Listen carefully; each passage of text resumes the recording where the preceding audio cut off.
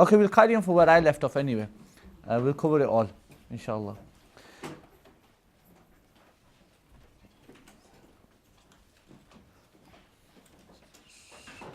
We left off on Sayyidina Isa. A little past Ya'juj Ma'juj. Isn't it on when they're on the mountain? Yeah, well, where I left off was on Sayyidina Isa. Okay, we'll just cover it again quickly. I'm not sure if Umar did it with you. Did Umar did it with you? Yes? I'll just quickly go through it again for you as a recap, inshallah. The coming of Sayyidina Isa ala nabina wa alayhi salatu was salam. I explained to you last time as well, and Umar must have explained to you that this is the belief of the Ahlul Sunnati wal Jama'ah. Yes? Be careful in this day and age. Be careful in this day and age that there are a lot of people who will deny the coming of Sayyidina Isa ala nabina wa alayhi salatu wasalam, and many ulama have rejected them people. Okay? They misguided people. But they're part of a scheme. Yes, they're part of a ACN scheme. Okay, they like networking, and the whole system is based on taking away the greatness of the Prophet sallallahu alaihi wasallam. Yes, you must have seen it recently as well, where a person talked about how we reject certain miracles of the Prophet sallallahu alaihi wasallam. Yes. These people are completely wrong. Authenticated hadith, and then they still deny the greatness of the Prophet sallallahu alaihi wasallam. They say these are not miracles. Not recently, but in the past we've had people in Pakistan talk on verses of the Quran and then put them in a logical manner, yes, and say no, it wasn't a miracle, just so that we get rid of the concept of miracles out of Islam. Yes. But what's the purpose? The purpose would be that we get rid of miracles so that people can stop thinking that the Prophet ﷺ was this great human being that was beyond everybody else, and then come to that basic belief of those deviant people that the Prophet ﷺ was like us. Yes? So this is the whole thing behind it. Whereas the truth is, these miracles that are narrated by the Sahaba Ikram took place, and is our belief in them as well. And anybody, especially those which are commonly narrated, and especially those which are mutawatir, if a person denies them, he's out of the fold of Islam. And if it's the other ones, not mutawatir, non-mutawatir, then the person is definitely misguided according to us. Yes? One of those miracles is that Sayyidina Isa will return. If a person denies the coming of Sayyidina Isa ala nabina wa alayhi salatu wasalam, then according to us, without a shadow of a doubt, that person is misguided. Yes? And we said in the back as well that it is well documented in the books of hadith from the sayings of the Prophet sallallahu alaihi wasallam. And you must have heard that in the time of the coming of Sayyidina Isa. Yes, misguidance. I wouldn't class it kufr just because I'm confused of what I said last time. Okay. It wouldn't be kufr, no. It would be misguidance. Okay.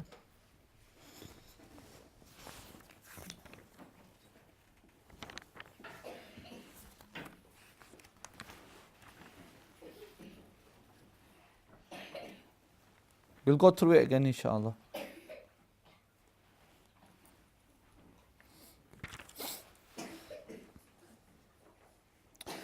So in the time of Sayyidina, go for it. Yeah, as it's going to come forward, there was a question that was asked to Umar when he said he would ask himself. Okay. Is this day of resurrection going to be in Sham or Arafat? This is debated amongst the muhaddithin, because we have two narrations in regards to it, that will it be in Sham or in Arafat. We can do tatbiq easily, yes, and that is that these two pieces of land, they'll come together, yes. So it's going to be in Sham and it's going to be in Arafat, yes. Or it can mean that the people will gather in Sham, but there'll be so many people that they will stretch all the way to Arafat. Yes? So the Prophet ﷺ is making a boundary by mentioning these two hadiths, the boundary of the plains of resurrection. Okay? That makes sense? in the time of when Sayyidina Isa will be sent, there'll be lots of wealth,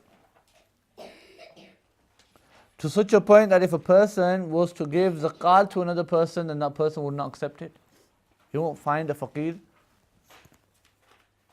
If he was to give other people wealth, they won't accept it because they've got enough wealth of their own. And at the time of Sayyidina Isa ala nabina wa salatu wasalam's coming, second coming, people won't have hatred, animosity and things like this.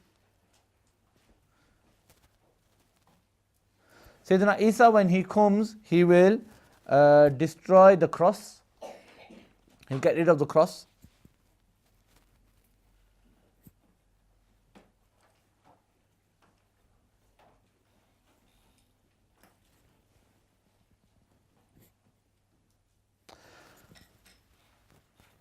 With the cross is that because it's something that was falsely attributed to Sayyidina Isa, that he died on the cross.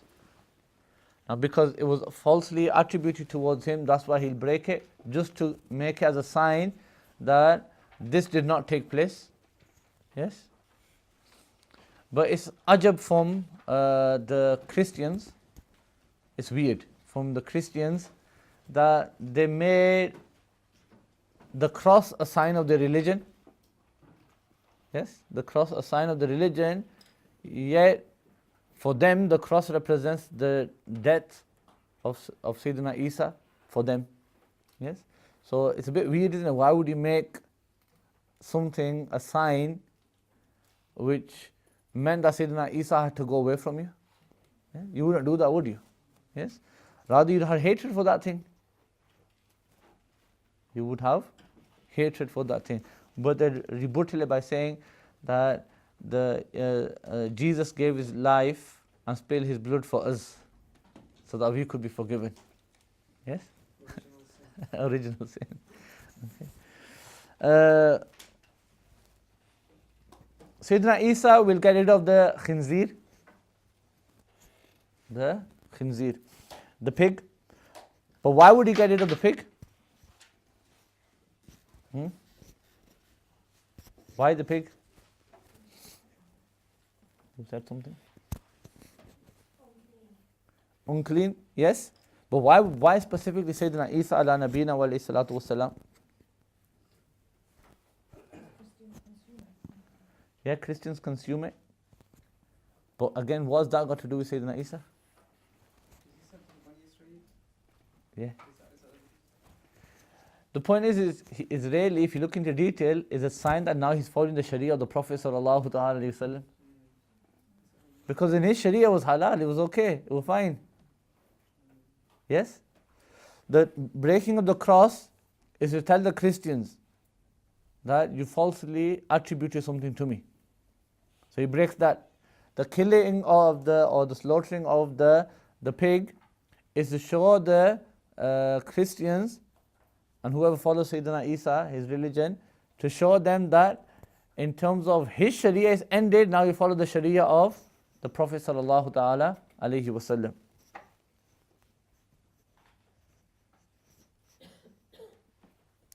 And whoever from the Ahl Kitab, i.e. Jews and Christians, who survived from the war, that we talked about previously, they will all accept the call of Sayyidina Isa now. And they will accept faith and they'll come into Islam. They'll all become Muslims and they'll all be Sunnis. He says here, तमाम जहां में दीन एक दीन इस्लाम होगा और मज़हब एक मज़हब अहले सुन्नत. Does that mean that there's some Christians? Does that mean that there's some Christians now that or will be then? No. Even if they go wrong, what we're saying here is not, when he says the word Ahl Kitab, okay? Ahl Kitab are Jews and Christians. Okay? Are Jews and Christians. Even with their wrong beliefs. Okay? So in the time of Sayyidina Isa, ala nabina wa alayhi salatu wasalam, those people that survived the war, from the Jews and the Christians, when they see Sayyidina Isa and they see him saying things when I'm preaching and telling them, they will all accept him. They can't deny it, can they? So they'll all accept him. When they all accept him, then they will all become Muslims and Sunni. Yes? Maybe Barelvi. Okay? Kids will play with snakes. A lion will play with a sheep. And they'll graze together. And here we have the word graze together, which means that maybe a lion will start eating grass, become a vegetarian. Okay? There's nothing wrong with being a vegetarian.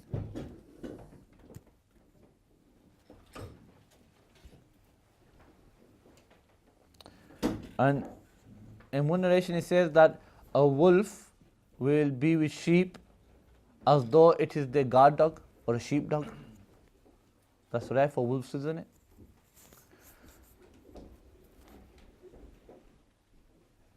For 40 years, Sayyidina Isa ala nabina wa alayhi salatu wasalam will reside within this world.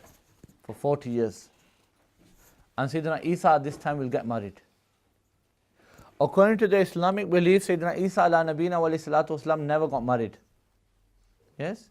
Mary Magdalene is not a true story. Okay? Does it come from that picture? What's the picture called? The Last Supper. The Last Supper. That's that? She's not in, I think the disciples in it. No, they try to say that she's in it. She's in it in the back, isn't she? Something like that. There's Yes? a theory that, yeah. Yes.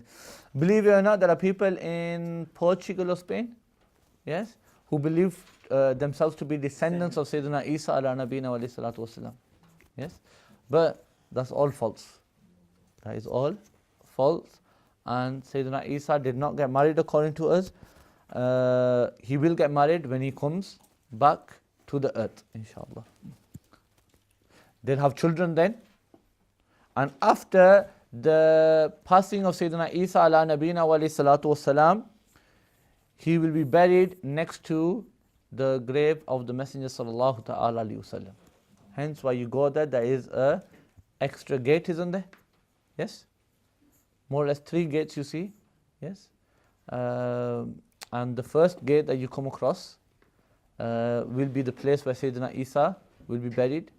Okay, the second gate is for the Prophet and the third for Sayyidina Abu Bakr and Sayyidina Umar. So this is where Sayyidina Isa ala nabina wa alayhi salatu wasalam will be buried. Sayyidina Isa will even give rulings. Yes, Sayyidina Isa will give rulings to the Ummah of the Messenger sallallahu ta'ala alayhi wasallam. And some ulama say, Mujaddid al-Fisani says that he will, when people would ask him question, he would just stand in front of the grave of the Prophet and ask the Prophet sallallahu ta'ala alayhi wasallam. Okay? And then he'll give the answer. And some Sufis say that his answer will be in accordance with the Hanafi mazhab. Okay? So, we're not saying that he'll be Hanafi, obviously he's beyond following anyone. Yes? Rather, all the Aimma Karam follow Sayyidina Isa ala nabina wa alayhi salatu wasalam. But the point that the Mujaddid al-Fisani tried to make was that the ruling that he'll give, yes, there will be no 2 ways about it. I.e., there's no right and wrong. His way is the right way. But the ruling that he'll give, yes, will be something that was already found in the books of the Hanafis. Yes, something that Imam Abu Hanifa gave a fatwa on already. Yes, just to show the correctness of our mazhab. Yes, it's good to big yourself up sometimes. Okay. And in no way is he saying that Sayyidina Isa will be Hanafi. Okay, something to understand. The next thing is Sayyidina Imam Mahdi. The person will definitely be misguided if he denies the coming of Sayyidina Isa ala nabina wa alayhi salatu wassalam. As in will be kafir, that's a different subject. I just need to check up on regards to that if it's mutawatir. In terms of that the person will commit kufr. The coming of Sayyidina Imam Mahdi ala nabina wa alayhi salatu wassalam. Obviously we've done bits and bats of this in the back as well. When disbelief has prevailed in the dunya, throughout the whole world there will be disbelief. And when we say throughout the whole world, meaning the rule will be of disbelief. Doesn't mean that the people are disbelievers, but the rule will be of disbelievers. At this point, all of the Abdal, 40 Abdal, the Prophet ﷺ said are from Sham, and is well authenticated. Many ulama ikram have written books on this. Johuri said, Al-Abdalu qawmu min as-salihin la takhlu dunya minhum. That Abdal is a group of pious people, and the dunya is never empty of them. When one of them passes, then Allah subhanahu wa ta'ala changes him for another. Abdal, plural of badal, which means to change. Yes? So when one passes, another one takes his place. Yes? But they stay at the number of 40. There's a dispute over the number in Hadith Sharif. But some said that they're two different notions. Now, having said that, the Abdal don't have to reside always in Sham, by the way. People have a concept that there's 40 Abdal in Sham, that they fixed to Sham. That's not true. The Abdal can go, they can move. Can't restrict them to one place, can you? The Abdal can move, they can travel. Yes?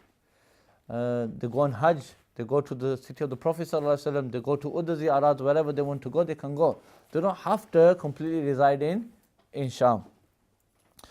These Abdal, every single one of them, rather every single wali on the face of the earth, they will all gather at the Haramain Sharifain, yes? Makkah and Medina. I.e., they will actually migrate towards these places. They leave their homes and they'll decide to live in Makkah and Medina. And they say that they'll be the real Muslims at that time, the awliya ikram, and everywhere else kufr will be spread. It'll be the month of Ramadan. The Abdal will be making tawaf, and Imam Mahdi will be present there. And the awliya ikram, the Abdal, they will recognize Imam Mahdi by his features, by the light he carries. And then they will say to them that you are the Mahdi and we want to take bay'ah from you. Imam Mahdi will deny it. Imam Mahdi will say, no, it's not me. It's not me. Then what? From an unseen voice will be heard saying, هَذَا خَلِيفَةُ اللَّهِ الْمَهْدِيُّ فَاسْمَعُوا لَهُ وَأَطِيعُوهُ. That this is the Khalifa of Allah, the Mahdi. Listen to him and obey him. When this is heard, every single person will take the hand of Imam Mahdi at that time. And then from there, Imam Mahdi ala nabiyina wa alayhi salatu wasalam will take the whole Muslim army from there towards Sham. And after the death of Dajjal, when Sayyidina Isa ala nabiyina wa alayhi salatu wasalam kills the Dajjal, sorry. So the unseen, what did the unseen voice say? This is the Khalifa of Allah, the Mahdi. Listen to him and obey him. Yes? And then people will take bay'ah on the hands. I'll take an oath that they'll completely follow him on the hands of Imam Mahdi. At this point, it doesn't have to be straight away, but he'll prepare everything and then he will intend to go towards Sham. But one thing you have to understand here, for him to do that, you have to understand that Sham has to be a secure area. Yes? Palestine and Damascus has to be a secure area, which there's an indication slightly in the Hadith Sharif, which slightly indicates that these areas will be conquered by Muslims before, and then he'll go. Or it means that he'll get his army ready, decide for Sham, that he's going to go to war with the Kuffar and then take over Sham. Okay? Two interpretations you can look at. Now, after the death of the Dajjal by Sayyidina Isa ala nabiyina wa alayhi salatu wasalam, Muslims will be gathered at the Mount of Tur. Sayyidina Isa will tell them that such people are now coming that you do not have the strength to fight with. So they'll all gather there. In regards to the demise of Sayyidina Imam Mahdi, nothing has been mentioned in hadith. And for Sayyidina Isa, the Prophet said 40 years. Yes? So we know that for 40 years that at the minimum Sayyidina Isa will be on this earth. But in regards to Imam Mahdi, it's not mentioned. Because when the Prophet mentioned Sayyidina Imam Mahdi, the Prophet mentioned him all the way till the coming of Sayyidina Isa. Now when Sayyidina Isa was mentioned, then the Prophet carried on from mentioning regarding Sayyidina Isa, and thereafter Imam Mahdi was not mentioned.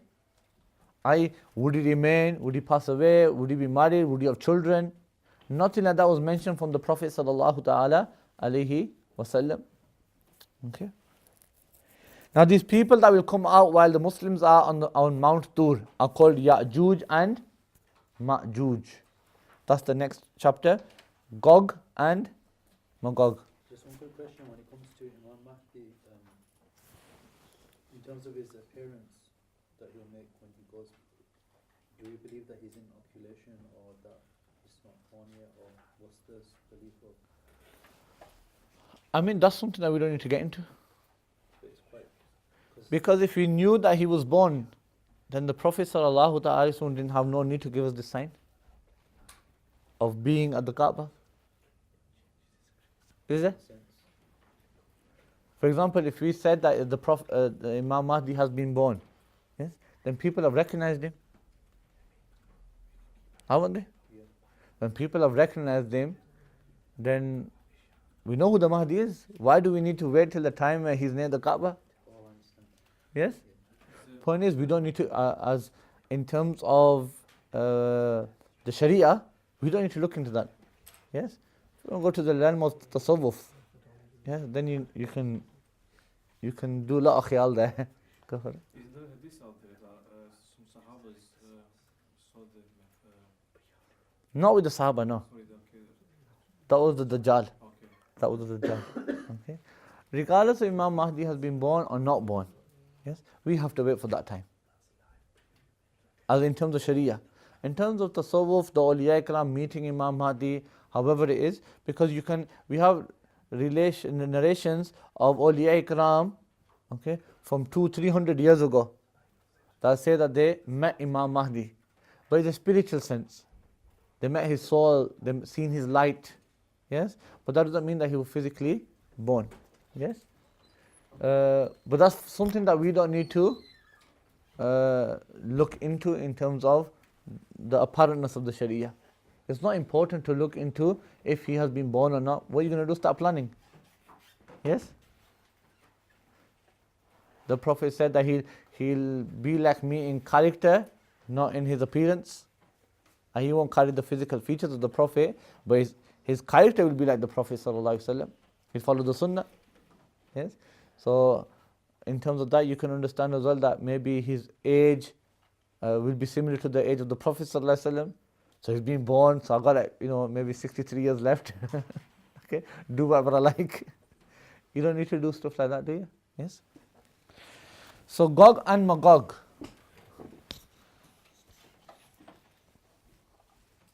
I was reading a book once which it said that Gog and Magog come from the UK. And he actually proves it. Yes, he proves it. Apparently, there's statues of Gog and Magog in the UK, aren't there? Yes? And it's in Parliament?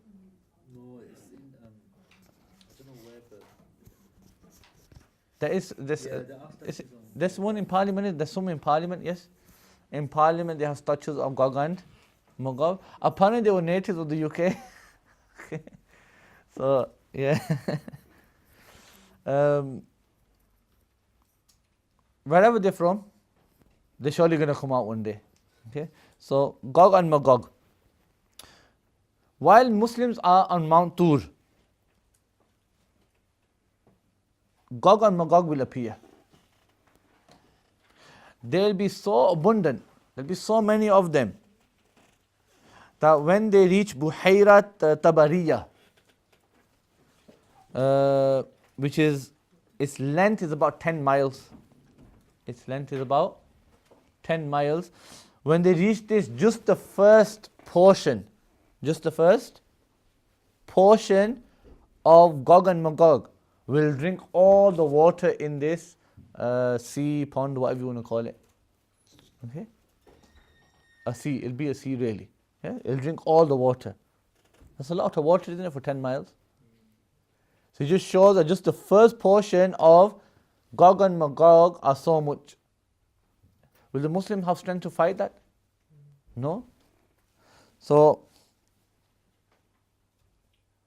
when the second Jamaat comes, when the second group comes to that same place, they'll say, in our time there used to be water here. But they haven't understood that the first group had just drunk all the water.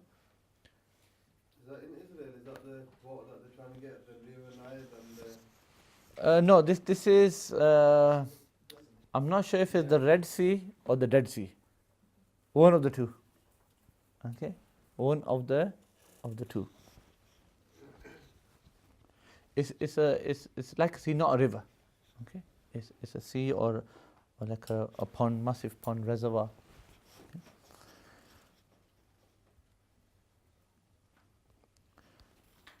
And they will cause destruction throughout the whole of the world.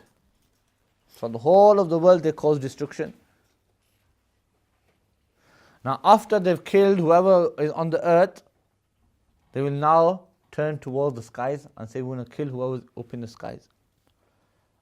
They will aim their arrows towards the sky and they shoot. The arrows go beyond the skies, but then they return with blood on them. They return with blood on them. The decree of Allah subhanahu wa ta'ala. And they'll be doing this mischief, war games. Yes, they'll be in this mischief, that then Allah subhanahu wa ta'ala will make the decision. Sayyidina Isa will be upon the mountain, and Sayyidina Isa's army will be surrounded by Gog and Magog.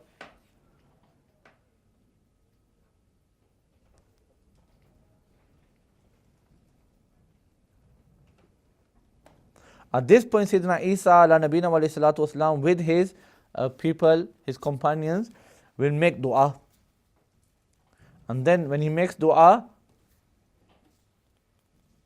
Allah subhanahu wa ta'ala will cause worms, insects, things like this, creepy crawlies to come out of the body of Gog and Magog.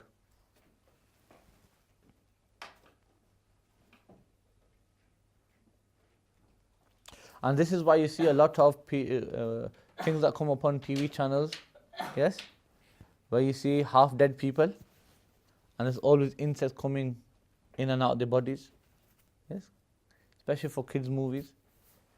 They have them, don't they? The last one was The Mummy, I think. Okay, there was what was he watching? The pirate one. I forgot the name of it. Pirates of the Caribbean. Yes. You have things like that, yes. Witches, yes. You see that they kind of mummify them, don't they? But with insects coming out of them, yes. It's all to play with your mind, yes. But the concept is real behind it. It's from this. Gog and Magog are, they'll be half dead really. I don't mean half dead in terms of zombies. They'll be fully alive, but the way they'll carry themselves are more or less like zombies. So they're going to be like human beings? Or? They're human beings. They're fully alive. When I'm saying zombies, how zombies are like, they're dead and then something happened to them. Yes? These people are fully alive. They're not tasted death. Yes? But the way they will go about things, yes, is what you see in movies what zombies do. They just fixed onto one thing, and what's that? Kill. Yes? As in, whatever comes in your way, just kill it. That's the only thing that they will be like. Okay? But we do have zombies on this earth. Okay? Do we have zombies on this earth? Huh? Bani Israel was given death, wasn't it? Yes? Bani Israel really had this, some of them had this pinkish color, some of them had the brownish color. Yes? That you see some Arabs having. Yes? They had that color. But then Allah subhanahu wa ta'ala gave them death. And then their Nabi made dua for them. Okay? And if I remember correctly, then it comes in the Quran, then they were given half a life. Yes? Half dead. As in they were resurrected. I think it was Hazrat Musa alayhi salam. That they were resurrected, but their life was half. And then they were half dead, half alive. That's a zombie, isn't it? Yes? Yeah? And it's also narrated as well in the books of Tafsir that they had children. But what makes them distinct from others was their colour. Was their colour. That when those Bani Israel, when they were resurrected in this manner, they had a palish colour. You know, when you get ill, you have a pale colour. Yes? They had this pale colour, and this is where that pale colour comes in the Jews. Yes, you see a lot of Jews, you think he looks like he hasn't eaten. Okay, so this is where they get it from, because they from that lineage of zombies. Okay, so it actually comes from there. So you have zombies roaming the earth, don't you? Yeah. Eh? If a Chaudhry's son is a Chaudhry, then a zombie's son will be a zombie. Yeah. They say then if a Sayyid's son will be a Sayyid. Yes. So then it's just logic, isn't it? Then a zombie will be a zombie. Okay. The saying in Arabic is that a leader's son will be a leader. Okay. I just said Chaudhry just as something that you'll understand. So a leader's son will always be a leader. A king's son will always be a king. Yes?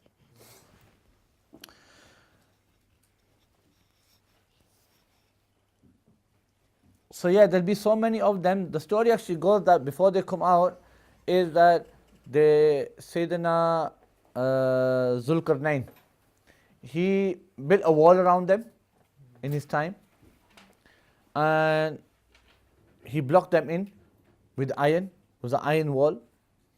And they scrape every single day till they make a small hole and light comes through it. And they say that we will finish it off tomorrow. When they go to sleep, the wall is rebuilt again. But one day, close to the day of judgment, whenever Allah subhanahu wa ta'ala wills, they will break the wall, and then again small hole with the light coming in. They will say, tomorrow we will break through, inshaAllah. They'll say the word inshaAllah, and then what will happen is, when they wake up the next day, the wall will be where it is. i.e. the hole will still be there. This is when they break out. Yes? And this is when they cause havoc in the dunya. Yeah? The power of inshaAllah. Yes? Can even work for someone like Gog and Magog. Yes? Sayyidina Sulaiman had the opposite effect, didn't he? Yes? When he didn't say it. When he said that I'm gonna go, he had 100 wives, didn't he? So he said he was gonna go to 100 wives, and each one of them is gonna bear a child who's gonna be a warrior. Yes? And then at the end of it all, only one of his wives gave birth. And when she gave birth to half a child. It's not even a complete child. And what was that? He never said, inshaAllah. Okay. And there's a difference as well in the Quran between inshaAllahs. Yes. Are you coming, inshaAllah? You're trying to get rid of somebody. Actually, there's a sign, there's an indication in the Quran that someone said it like that. Yes? And then, yeah. And then there is the inshallah, which is meant. Which is completely meant.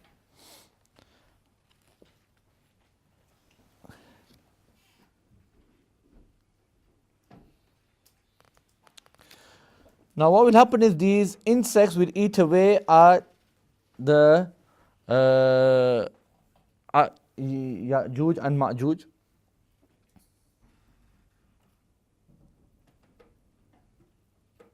Then Sayyidina Isa ala Nabina wa alayhi salatu wasalam will make dua again, and birds will come. Birds will come and they will carry the bodies of Ya'juj, Ma'juj to wherever Allah subhanahu wa ta'ala wants them to go.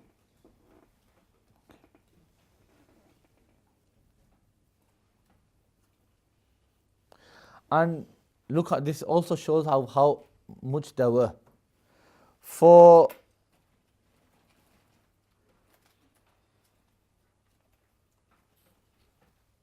many years, for many years, the Muslims will be burning the arrows and bows of Ya'juj Ma'juj. For Ya'juj and Ma'juj, and the smoke will be there for years of the constant burning. And look, it shows how abundant they will be. Yes? If you have 3,000 fighters, yes, and they all gathered their wooden bows and arrows, yes, it will probably take about a day for it to burn out. Yes? Here we're saying for years upon years, yes, for years upon years, Muslims will keep burning the bows and arrows of Ya'juj Ma'juj that they left behind.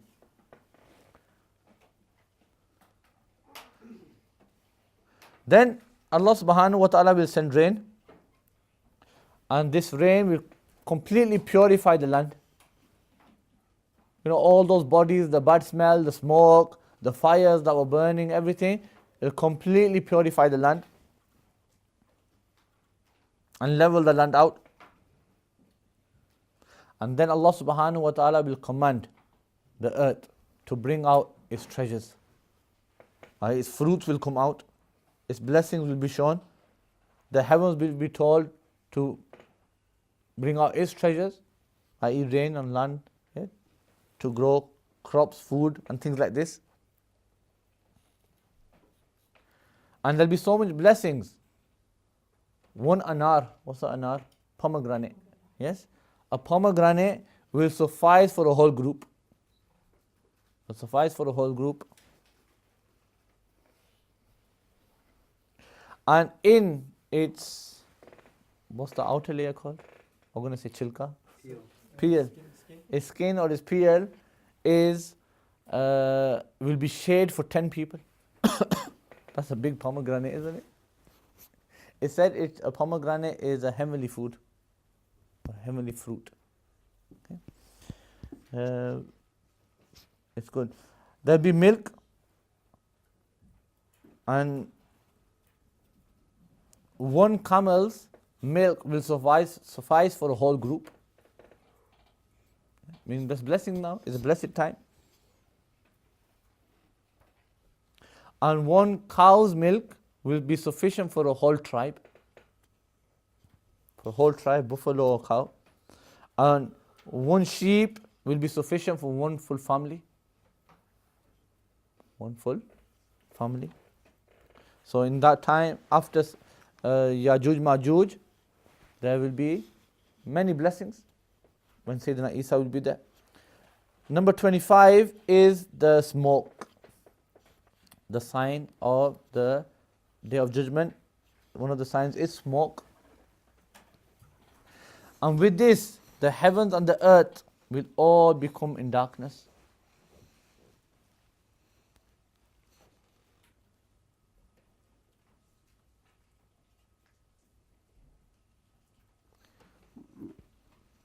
"26. Dabatul Ard." The beast of the earth. Daba means animal really, and al-ard is earth, the beast of the earth. This is an animal, a beast. In one hand he will hold the staff of Sayyidina Musa, staff, walking stick. And in the other hand, he will have the ring of Sayyidina Sulaiman. Sayyidina Sulaiman.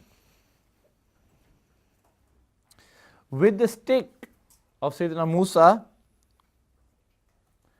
he will make the forehead of every single Muslim bright and illuminated. Yes? It's one of the miracles of Sayyidina Musa, wasn't it? He used to have the bright hand. Yes? Even it used to be dark, he used to put his one of his hands under his shoulder and then take it out, and it used to be bright, it used to be shining. Yes? And with the ring of Sayyidina Sulaiman, he will darken the foreheads of every single kafir. From this we understand there will be kafir on the earth as well.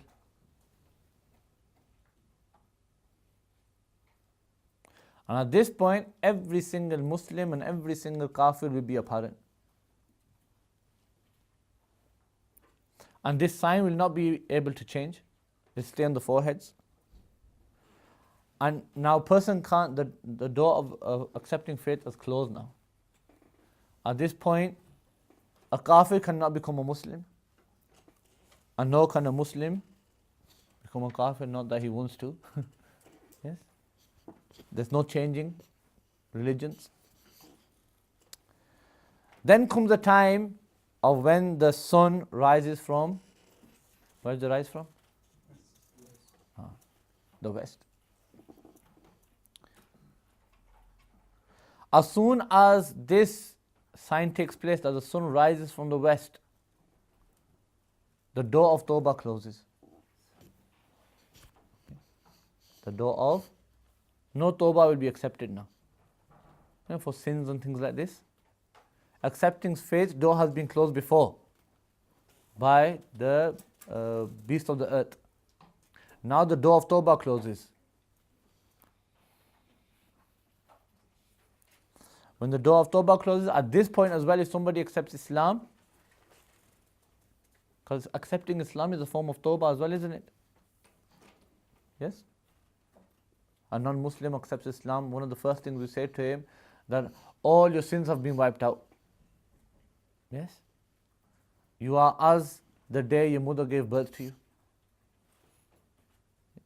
So, it's a form of Tawbah.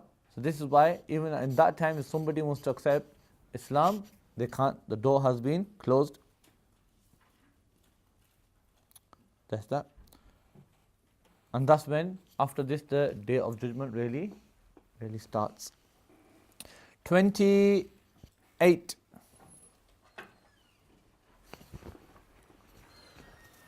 The passing of Sayyidina Isa.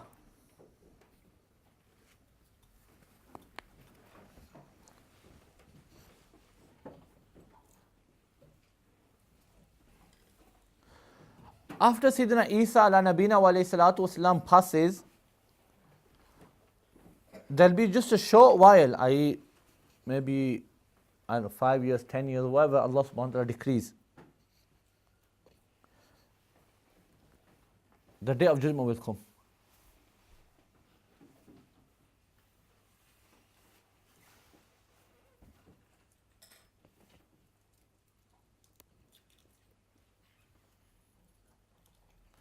And it will come when there is roughly 40 years left on the earth.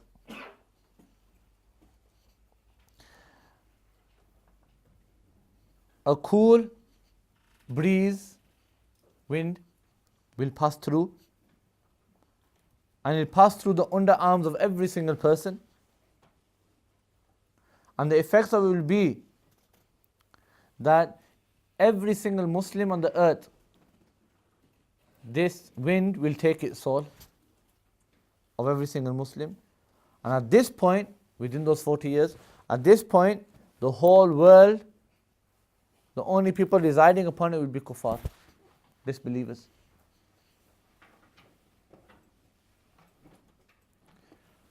And on these disbelievers, the Day of Judgment will come.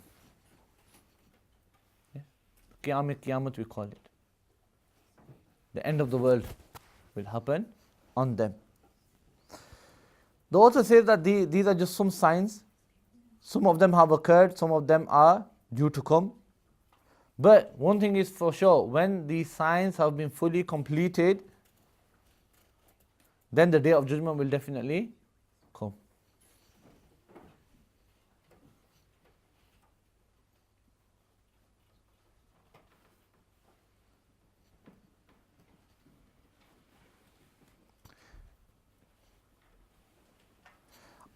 Just before the day of judgment, there will be not a single person on the earth who will be saying the name of Allah subhanahu wa ta'ala.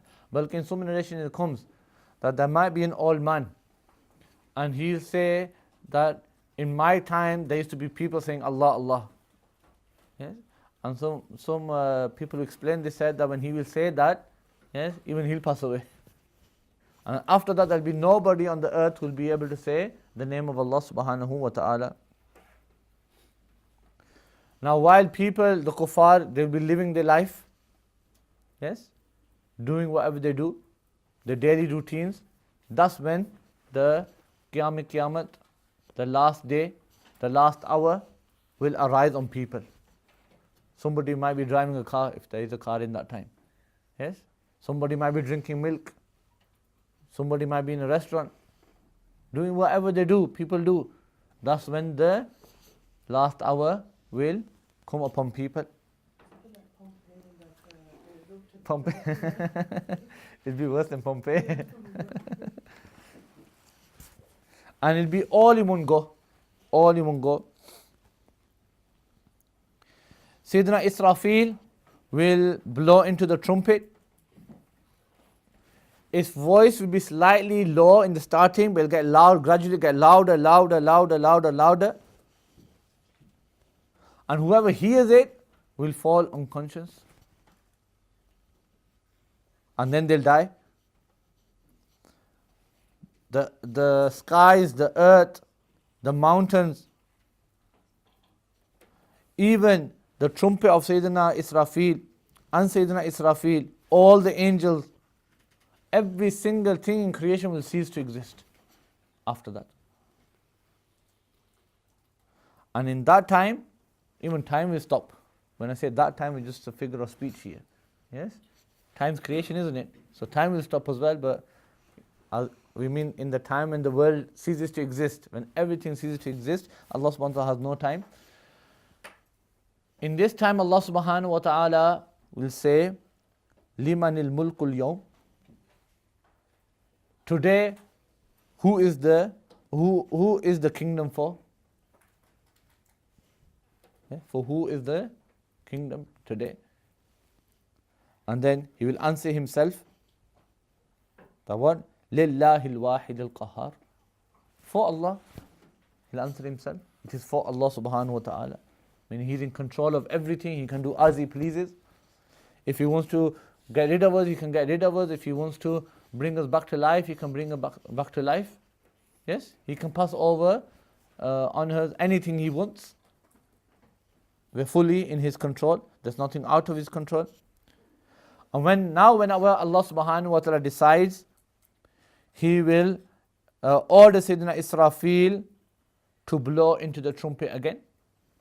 And he'll blow into the trumpet again. At this point, when he blows, every single person, the people from the start, the people at the end, the first humans and the last humans, every single one of them, the angels, humans, jinns, animals, stones, everything that is in the world will all be resurrected. And from the first people to be resurrected will be the first person to be resurrected will be our Prophet sallallahu ta'ala alayhi wasallam. And they'll come out of the grave in such a way that in the right hand of the Prophet sallallahu alaihi wasallam will be the hand of Sayyidina Siddiq Akbar. And in the other hand of the Prophet sallallahu ta'ala alaihi wasallam will be the hand of Sayyidina Farooq Azam, Sayyidina Umar radiallahu ta'ala an. Then from the graveyards of Makkah and Medina, all those people buried there, they will have the honor of being resurrected. And then wherever Muslims are buried, they will all be resurrected from their graves. And then they will arrive into the plains of Hashr, either that is Sham or Arafat.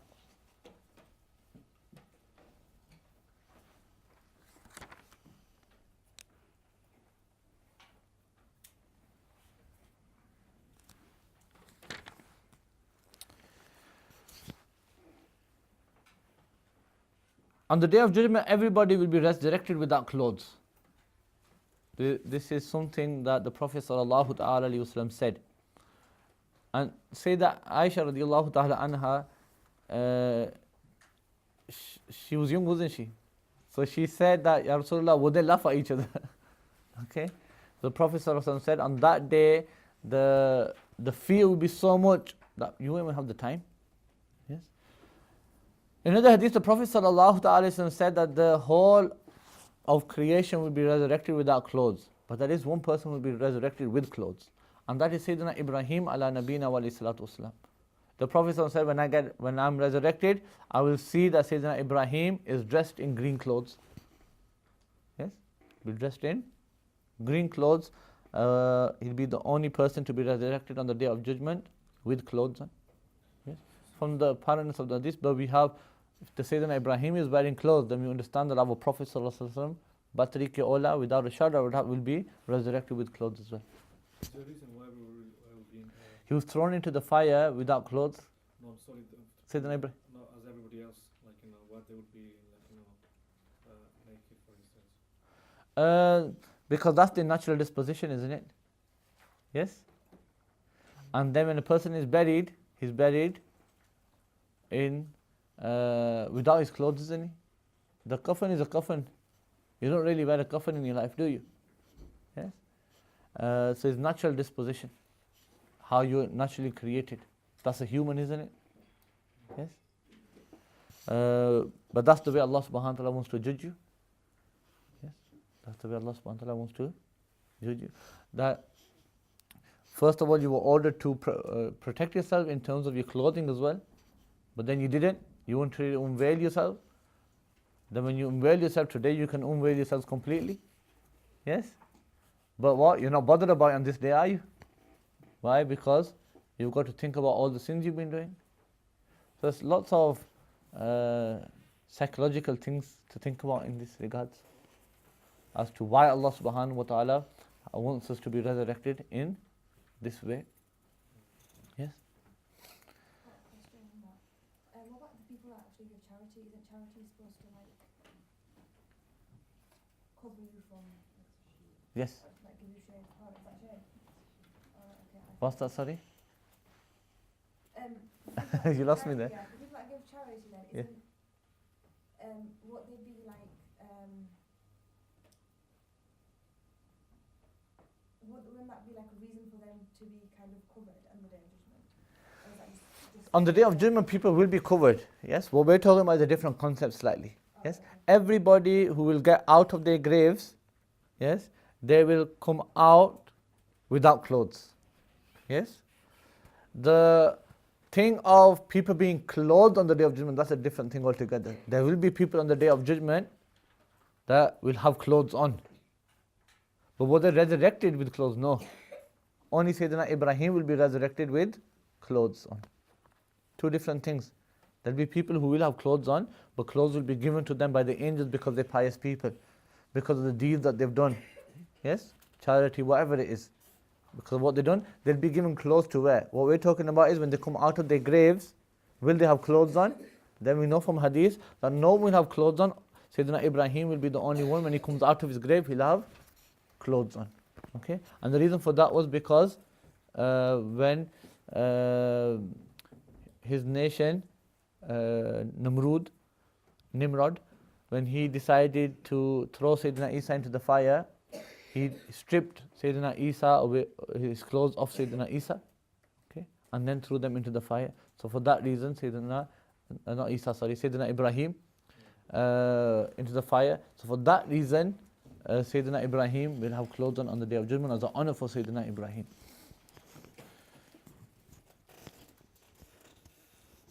The Day of Judgment will be established, and there's no shadow or doubt in it. The person who denies it is out of the fold of Islam. That's Aqidah 1, by the way. That was all introduction to this chapter. Yes? Now the Aqidah comes.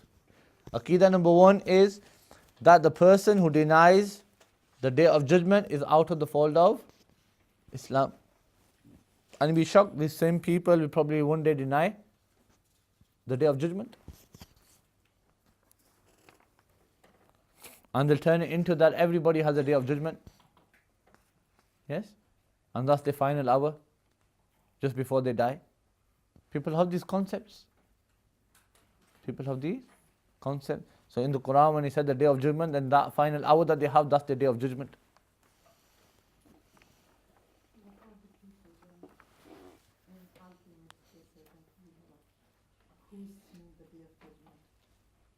Nobody's seen the Day of Judgment. No. Yes. It doesn't have to mean denying it. Yes. In terms of layman, it doesn't have to mean denying it. But if you ask him and he says, yeah, I don't believe in it, then he's denying it.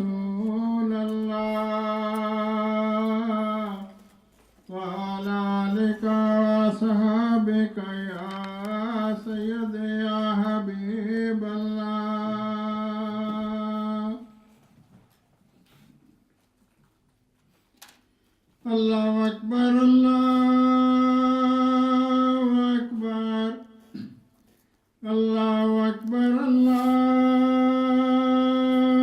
Akbar.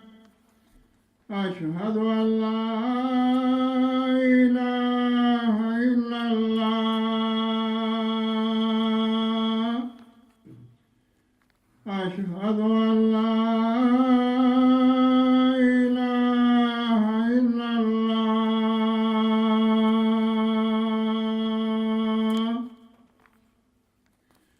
أشهد أن محمدا رسول الله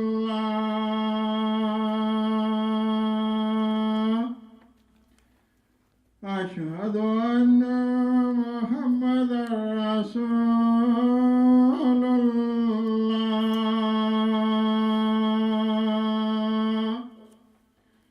حي على الصلاة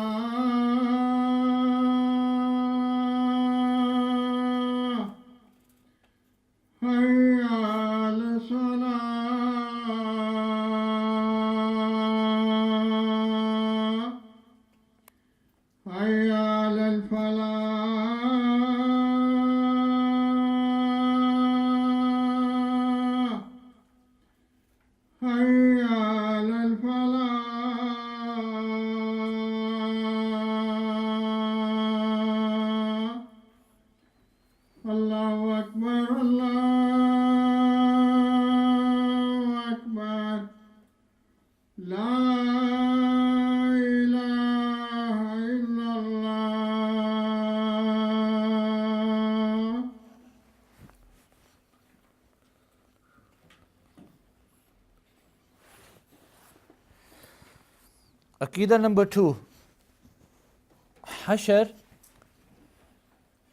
will not only just be by soul. Rather, it will be with body and soul. Both of them together. And whoever says that it is just by the soul and not the body, then that person is also out of the fold of Islam. Person is a kafir. Aqidah number 3.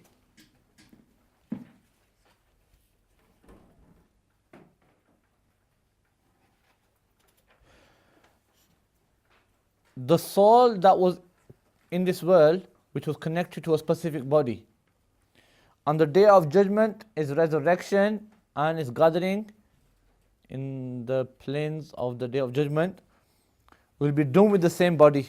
There won't be a different body. It will be the same body that you had in the earth. Do you understand that? It will be the same body, and however Allah subhanahu wa ta'ala wants it to be. Aqidah number 4.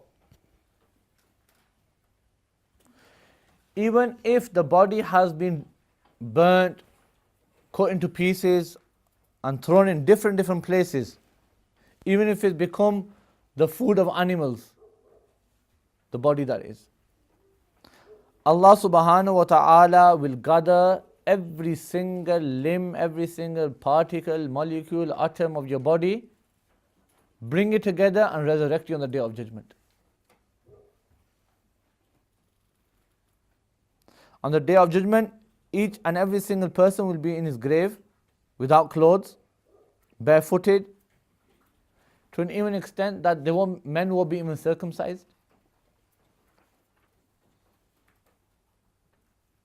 Some people will be walking, some people will be riding, some will be riding alone, some people will have passengers, 2. Some will have 3, some will have 4, some will have 10. A non-Muslim will be walking on his face, and that's how he'll get to the plains of Hashr. What age will everybody be? The age on the Day of Judgment is not known. Yes? The age of heaven is known. And also, what about, like giving organs and stuff? Giving? Organs. On the Day of Judgment? No. Oh. Now. Like some say you can't, some say you can't. I got a whole fatwa on it, on organ donation. My belief is that organ donation, my fatwa is that organ donation, as long as it's an organ that your life does not depend upon. Yes? What do you have 2 of kidneys? Yes? Kidneys, liver? Kidneys. Like kidneys, then you can donate a kidney, you can donate blood. Yes? But you can't sell these things. But now I think automatically somebody sent a text out there that everybody's registered to give their organs when they die. No, they're not. There's something new that's No. going to come in. It might come in, but at the moment, as far as I know, it's not. You still have to sign if you want to give your organs away, you still have to sign that consent. There are plans afoot to introduce that. So- What about are you allowed to sign the one that says you can give your organs after you're dead? I'll tell you one thing, my fatwa on this, and this is my research as well. Maulana Ghulam Rasool Saidi Sahab had this opinion, various other ulama ikram had this opinion as well, that organ donation, as long as your life does not depend on it, you can't just donate your heart while you're alive, okay? It's something, for those which your life does not depend upon, it's something that's permissible, okay? But after you have died, that's in your life, isn't it? In your life, if you donate something, that's fine. But after you've died, no type of organ donation, according to myself, is not permissible. Why? Because there's a hadith of the Prophet said that do not break the bones of the dead. Yes? So we understand that it's haram to do that. So we can't exactly just open up the dead. However, there are ulama have written books saying that even at the time of need, even after death, you can benefit from the limbs and organs of the deceased. Sheikh Ibrahim al-Yaqubi, the father of Sheikh Muhammad al-Yaqubi, has written a whole book on this subject. I've not come across it, but I've heard it directly from Sheikh Muhammad telling us that in there he's authenticated that at the time of need, you can take limbs of the deceased, if you need limbs like an arm, and organs from the deceased and use them. Okay? But again, when I hear that, I look at that at the time of need. Even further, at the time of need, you can do that. Yes? When there's a real need for it. Yes? When there's no need for it. A need could be that a kidney can't be found anywhere. So then a need is now you have to use that one. Okay? So stuff like that. But at the moment, my fatwa is that while a person's alive, if it's an organ that he can live without, then yes, he can donate it, not sell it.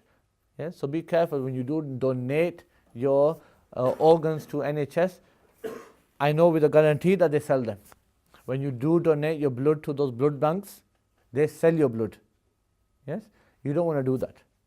Yeah? So always go to your trusted blood banks or whatever you have, and where you know that they will sell it onto companies and so on and so forth. Okay?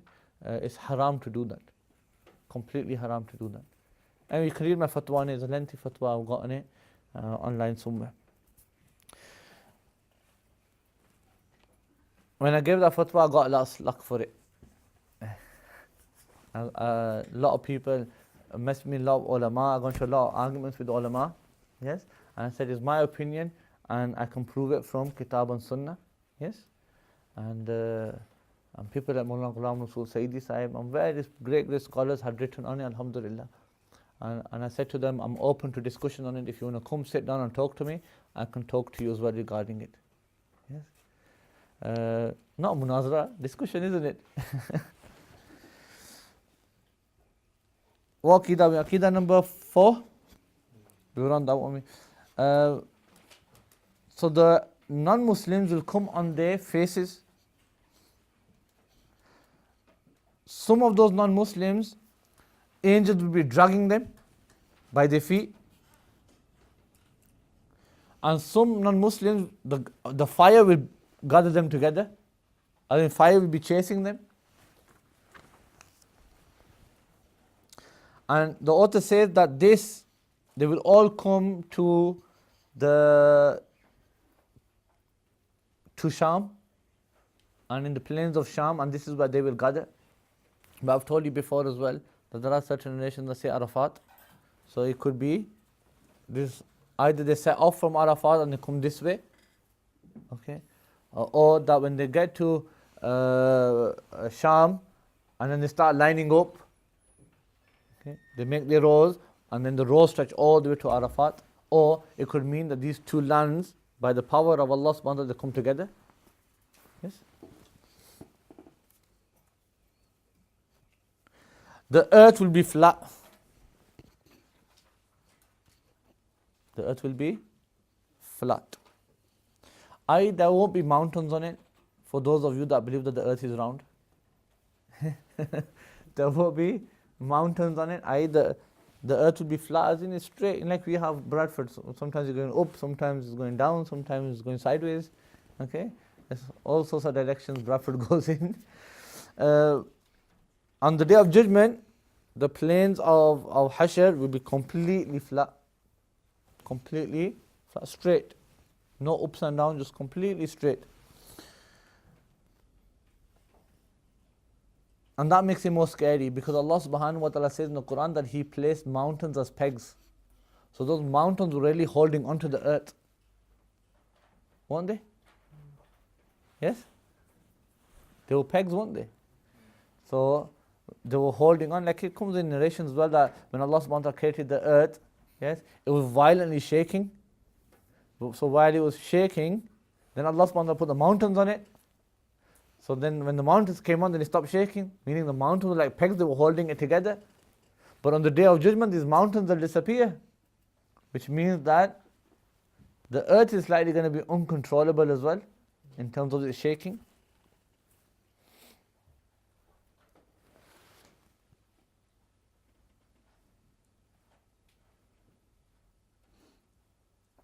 But it'll be so flat, and this is for you flat earthers, okay?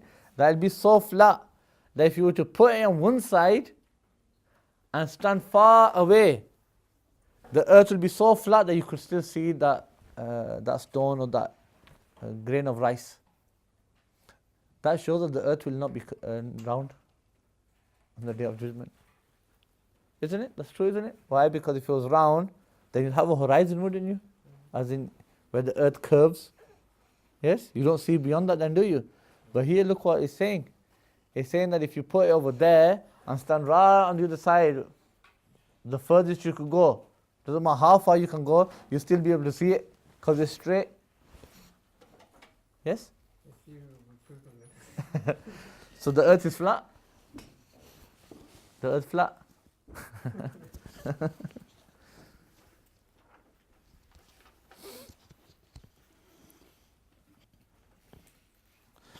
On the day of judgment, the earth will be made out of bronze, metal, yes, things like this. And the sun will be a mile away. The word in Arabic is mil.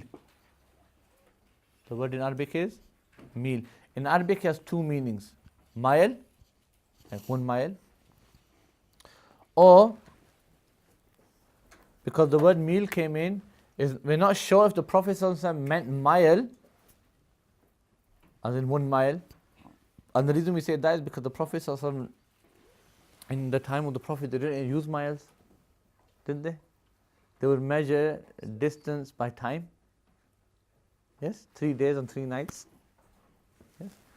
So here, what does it mean? So some ulama said a meal is, you know that, I don't know what they call it in English, you know, surma dani, where you put surma in your eyes with. Yes, your muscara stick. Okay, it's that. That's a meal in Arabic. Yes, which you pass through your eyes. That's called a meal in Arabic. So some ulama say that the sun and the earth's distance will be that much. How thick is it? Just like that, like a little pen, isn't it? About the size of that, probably smaller, thinner. Yes, and that's how close the sun will be on the day of judgment. To top it off, we said what? The earth is made of copper, metal, bronze, whatever you can think of. It's going to get pretty hot, isn't it? Yes? Do we need clothes on that day? Maybe that's the wisdom behind it.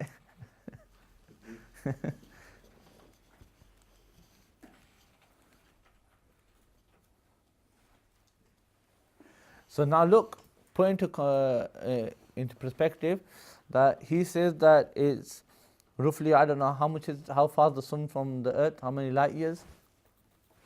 Yes? Whatever light years, he says 4,000 bars. Okay? Meaning it's very, very far, many light years away, and when it comes to summer, and it goes up a few degrees, then we can't bear it. Imagine how hot it will be on that day. Yes? But from this you understand how important shade will be on that day.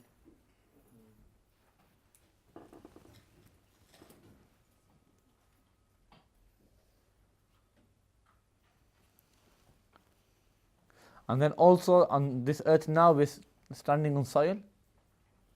On that day you'll be standing on copper and bronze metal, which will be lot hotter than it is on this dunya. And when people will stand on that day, their brains will start to fry. They'll boil. And they'll sweat so much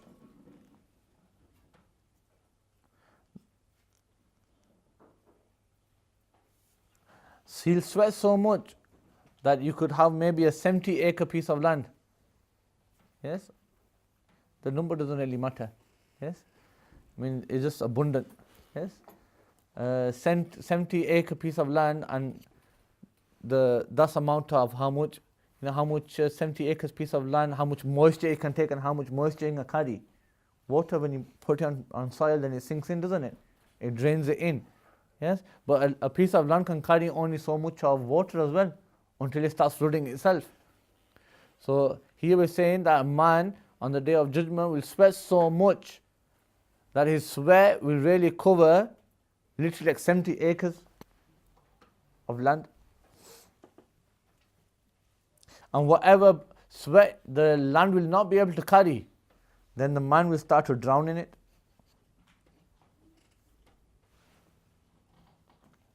Yes? Some will be up to the heels, ankles, some up to their knees, some up to their chest, some will be drowning in it, some will be swimming in their own sweat.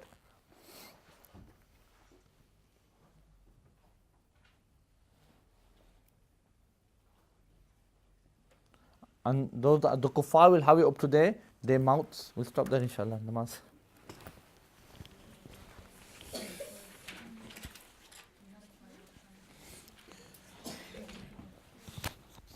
So he's talking about the states that people will have on the day of judgment. On the day of judgment, people, because of the heat, will be so thirsty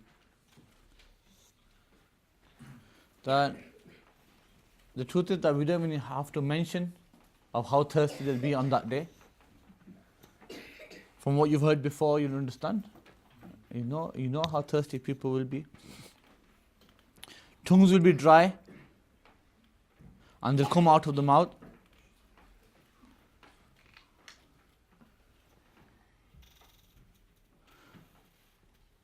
hearts or whatever's in the chest will come to the throat, boil and come to the throat.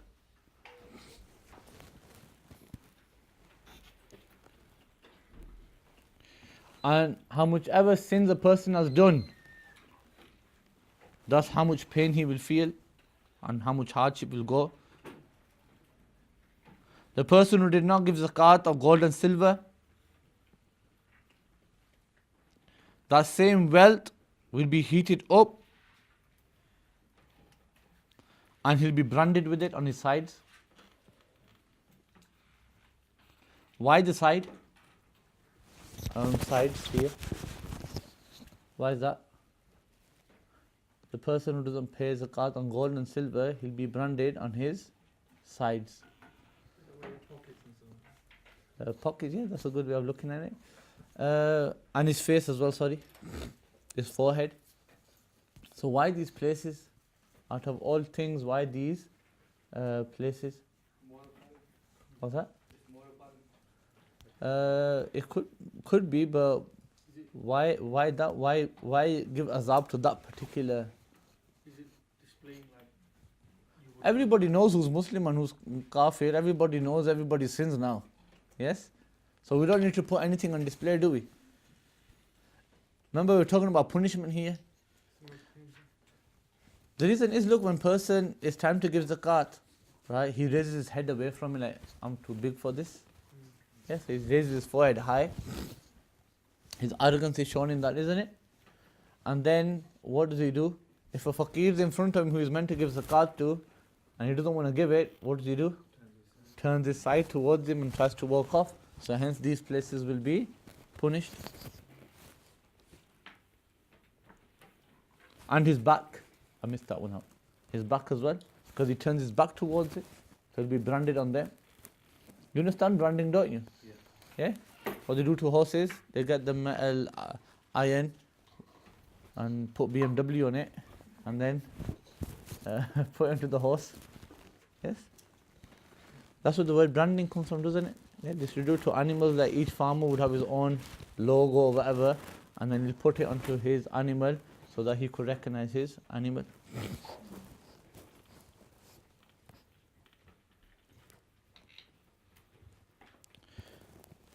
And the person who did not give his zakat in terms of animals, those animals will be made to get ready, as in they'll be very healthy. And this man will be forced to lay down, and they'll hit him with their horns, and they'll trample over him constantly. Death won't come now, will it? It'll just be constant.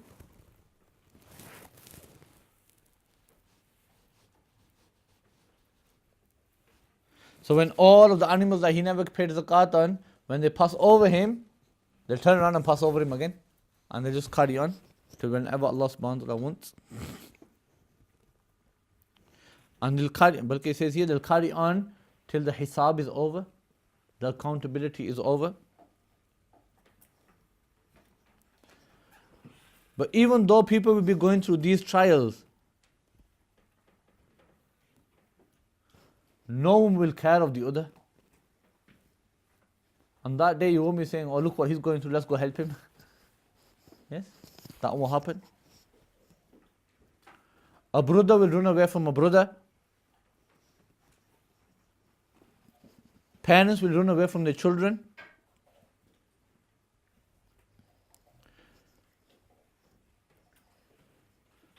Children, wife will run away from the husband. I think they just want to get themselves rid. Every single person will be in his own musibah, his own trial, his own punishment. Hazrat Adam ala nabina wa alayhi salatu wasalam will get a command that put the people of hell to one side and then say, how much from how much? The answer will be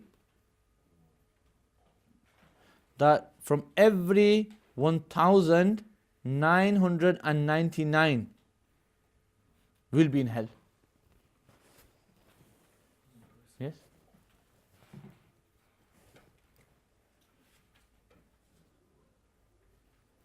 This will be such a time when newborns or children, because all of the sorrow on that day, all of the pain on that day, and all of the hardship on that day will make them look like that they're old.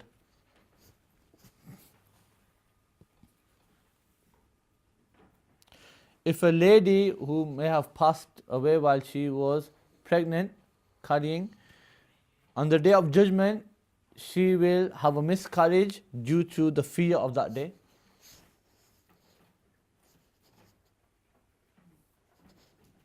And people will seem as they intoxicated on the day of judgment. Yet the truth is that they're not intoxicated.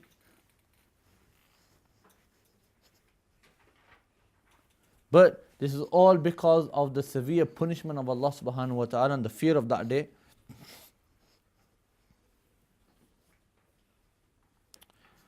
Point is, we've mentioned a glimpse only of punishment, but the truth is that what should we mention? We mention 1, 2, 100, 1,000. There's so many punishments that are going to be on the day of judgment. There'll be millions and trillions of punishments on the day of judgment.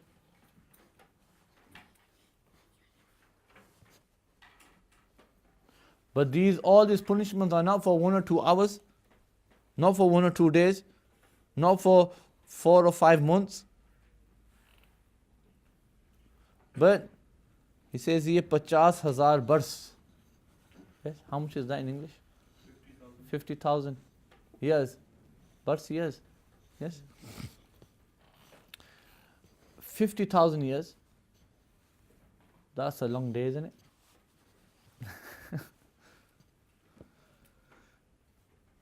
So look how long it is.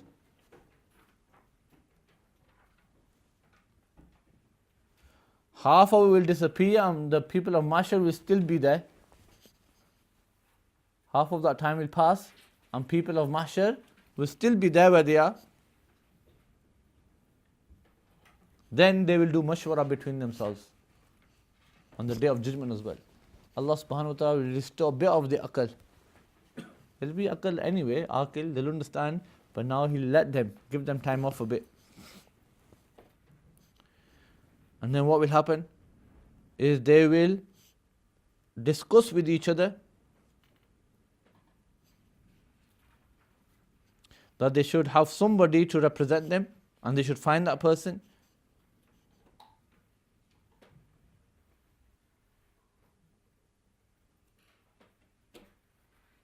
They won't know where to go. So they'll decide that we will go to Sayyidina Adam. They will go to Sayyidina Adam ala nabina wa alayhi salatu wasalam. Why? Because he is the first human. Allah subhanahu wa ta'ala created him. Allah subhanahu wa ta'ala let him live in heaven and granted him nubuwwah. We'll go to him and we'll ask him to grant us relief of this punishment. And whatever state they are, they will present themselves to Sayyidina Adam and they say, "O Sayyidina Adam, you are the father of humans. Allah created you with His own hands, with His own power.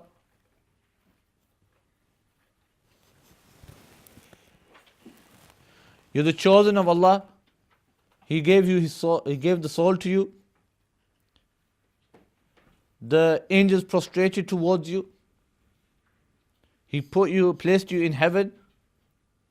He taught you everything. He made you a chosen one. Don't you see what state we are in?" I think they're pleading to Him.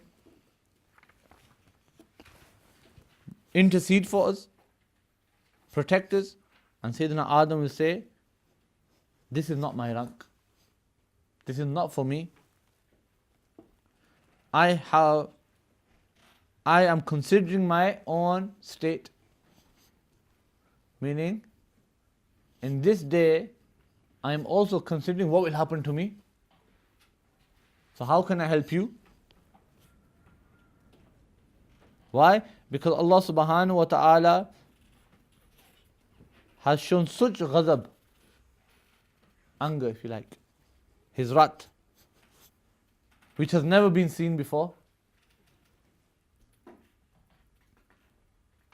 And nobody shall ever again on this, from this day. Go to somebody else. Like that they'll carry on from every single prophet of Allah subhanahu wa ta'ala. I'm just going to cut it short in between. They'll go from every single Nabi. And every Nabi will give the excuse. Says, not for us, this is not our rank. We can't intercede for you until they come to our Prophet sallallahu ta'ala alayhi wasallam.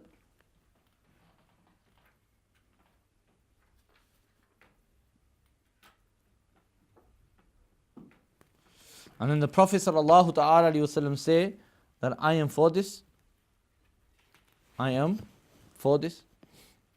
The Prophet say, Ana laha, I am for it. Meaning this is my position, this is my rank. And on this day I am the only one that can intercede for humans. No one else can. The Prophet in Indonesian Prophet said, Ana sahibukum. Meaning is the same.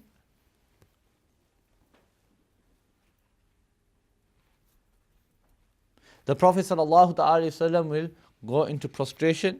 Allah subhanahu wa ta'ala says, Ya Muhammadu sallallahu ta'ala wasallam. O Muhammad, irfa ra'sak, raise your head, wa qul, and say, tusma'u, it'll be listened to, wasal, ask, tu'ta, it'll be given to you, washfa, tushaffa, intercede, and it'll be accepted. This will be said by Allah subhanahu wa ta'ala. And in another narration it says, wa qul, tuta'. Say and it'll be fulfilled. It'll be done. Then here is where the great intercession of the Prophet sallallahu ta'ala alayhi wasallam will take place. Whoever has the smallest amount of faith in him, he will benefit from the intercession of the Prophet sallallahu ta'ala alayhi wasallam, and he'll be freed from hell. Then after this, all the other people that have been given the right of intercession, they will intercede. We told you that in previous lectures as well, that the Prophet will intercede first, and then all the Anbiya alayhimu salatu wasalam will intercede after. But we told you a separate thing as well, and that is that they won't intercede by themselves. They will still come to the Prophet and ask the Prophet sallallahu alaihi wasallam to make dua for them on behalf of their ummah. So they still come to the Prophet sallallahu ta'ala alayhi wasallam. The shuhada, the ulama, the huffaz, the hujjaj, whoever has a right of intercession on the day of judgment for how much ever people Allah subhanahu wa ta'ala wants him to intercede for, they will have that right on that day.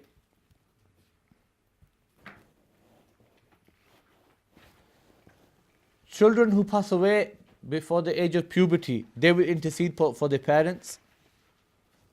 Down to even the fetus, miscarriages, down to even that, they will intercede on behalf of their parents. To a point that some people will come to the ulama, meaning the intercession will be done, it can be done in such things as well. That some people will come to ulama and they'll say to ulama, that do you remember I brought you water for wuzu?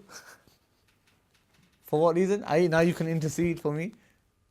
People will do that on the day of judgment. Yes, some will say, I brought you water for istinja, he says here. Yes, and things like that, minute things. That, I did something for you in the dunya, you should intercede for me. Put me in, those people that are part of your 70. Yes? And they'll make excuses. Yeah? And ulama will even intercede for those people as well. Ulama will even intercede for those people. There you go. We'll carry on from Aqidah 5 next week, inshallah.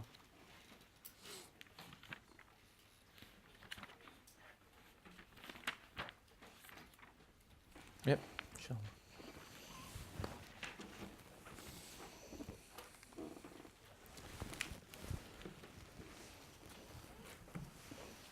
Why did you leave off in your Nurul Ida, your fiqh?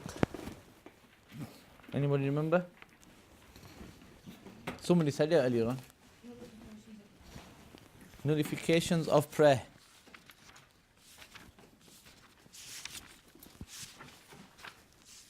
Have you done that chapter? Are you doing that chapter today? What's that, sorry? Left it.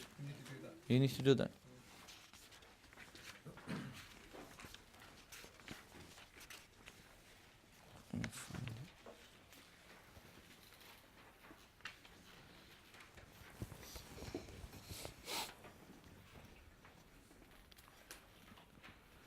Right, those things that break the prayer.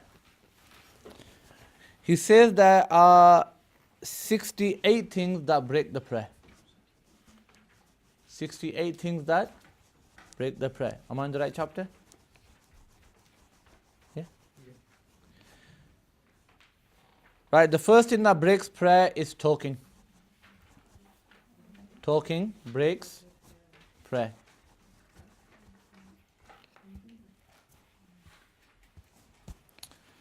So when a person talks intentionally, definitely will break prayer. Forgetfully or mistakenly, that will also break prayer. You can't start your prayer and just, you're in prayer. Hi, how you doing? You can't do that.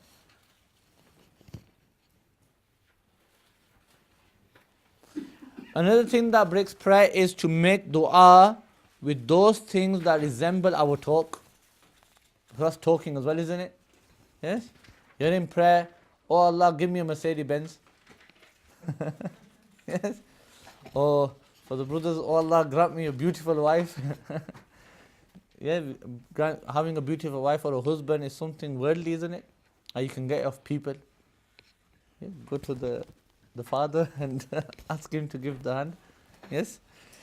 It's something that you ask from people. It's not something that, ultimately Allah subhanahu wa ta'ala gives everything, doesn't He? Yes? But then there are certain things that we ask each other for as well. Yes? You don't do that in salah. You only ask Allah things from Allah subhanahu wa ta'ala that only He can give you. Like He's the only one that can forgive you. Yes? So you ask for things like this. So you don't sit in prayer and start asking for a wife and beautiful children and so on and so forth. Okay? Because it resembles talking. When it resembles talking, then this breaks prayer. Anything that classes as talking, it will break your prayer. وَالسَّلَامُ بِنِيَّةِ التَّحِيَّةِ وَلَوْ سَاهِيًا. To give salam by the intent of tahiyya, of greeting. Yes? Somebody came in and you just saw them, Assalamu alaikum wa rahmatullah. It'll break your prayer. Even if it's forgetfully. Why? This is kalam, isn't it? Is he speaking? Yes, salam is speaking.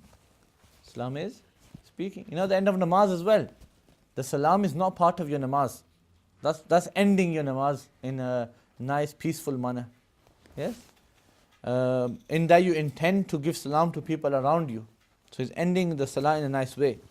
But if you do it in the middle of prayer, this will break your prayer, even if it's forgetfully. To answer a salam back by your tongue or by musafaha, by your handshake. So somebody said Assalamu alaikum, you say Wa alaikum assalam wa rahmatullah. This will break your prayer. Or he said Assalamu alaikum, or she said Assalamu alaikum. You put your hand out and you shake the person's hand. This will break your prayer.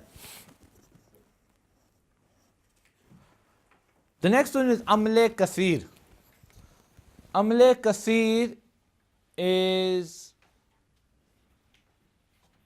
abundant work. But what's the definition of Amle Kasir? This is something that has lots of definitions. Two definitions are that if you do something in salah that an onlooker feels that you're not in salah. Yes? Or another definition is you do such a job in salah which is not part of salah and you do it with two hands.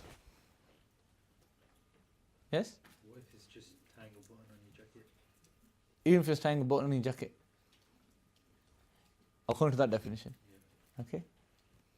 Because if you stand there like this, if I stand there doing this, yes, with two hands, it break my salah. And even in that aspect, if you're tying your button, top collars which are a bit tricky all the time, yes, you're like this, and a person looking thinking, is he in salah? And no, he can't be in salah. Then this is something that you should stay away from. Well, there's an issue with the trouser, for example. If your trousers are falling off, then I'll let you use two hands. Okay.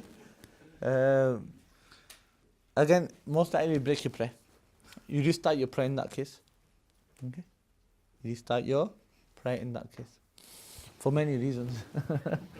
Okay. So basic is that if an onlooker thinks that you're not in prayer, if it's such an action that you're doing, or that you have to use two hands, even if you use one hand. That makes sense?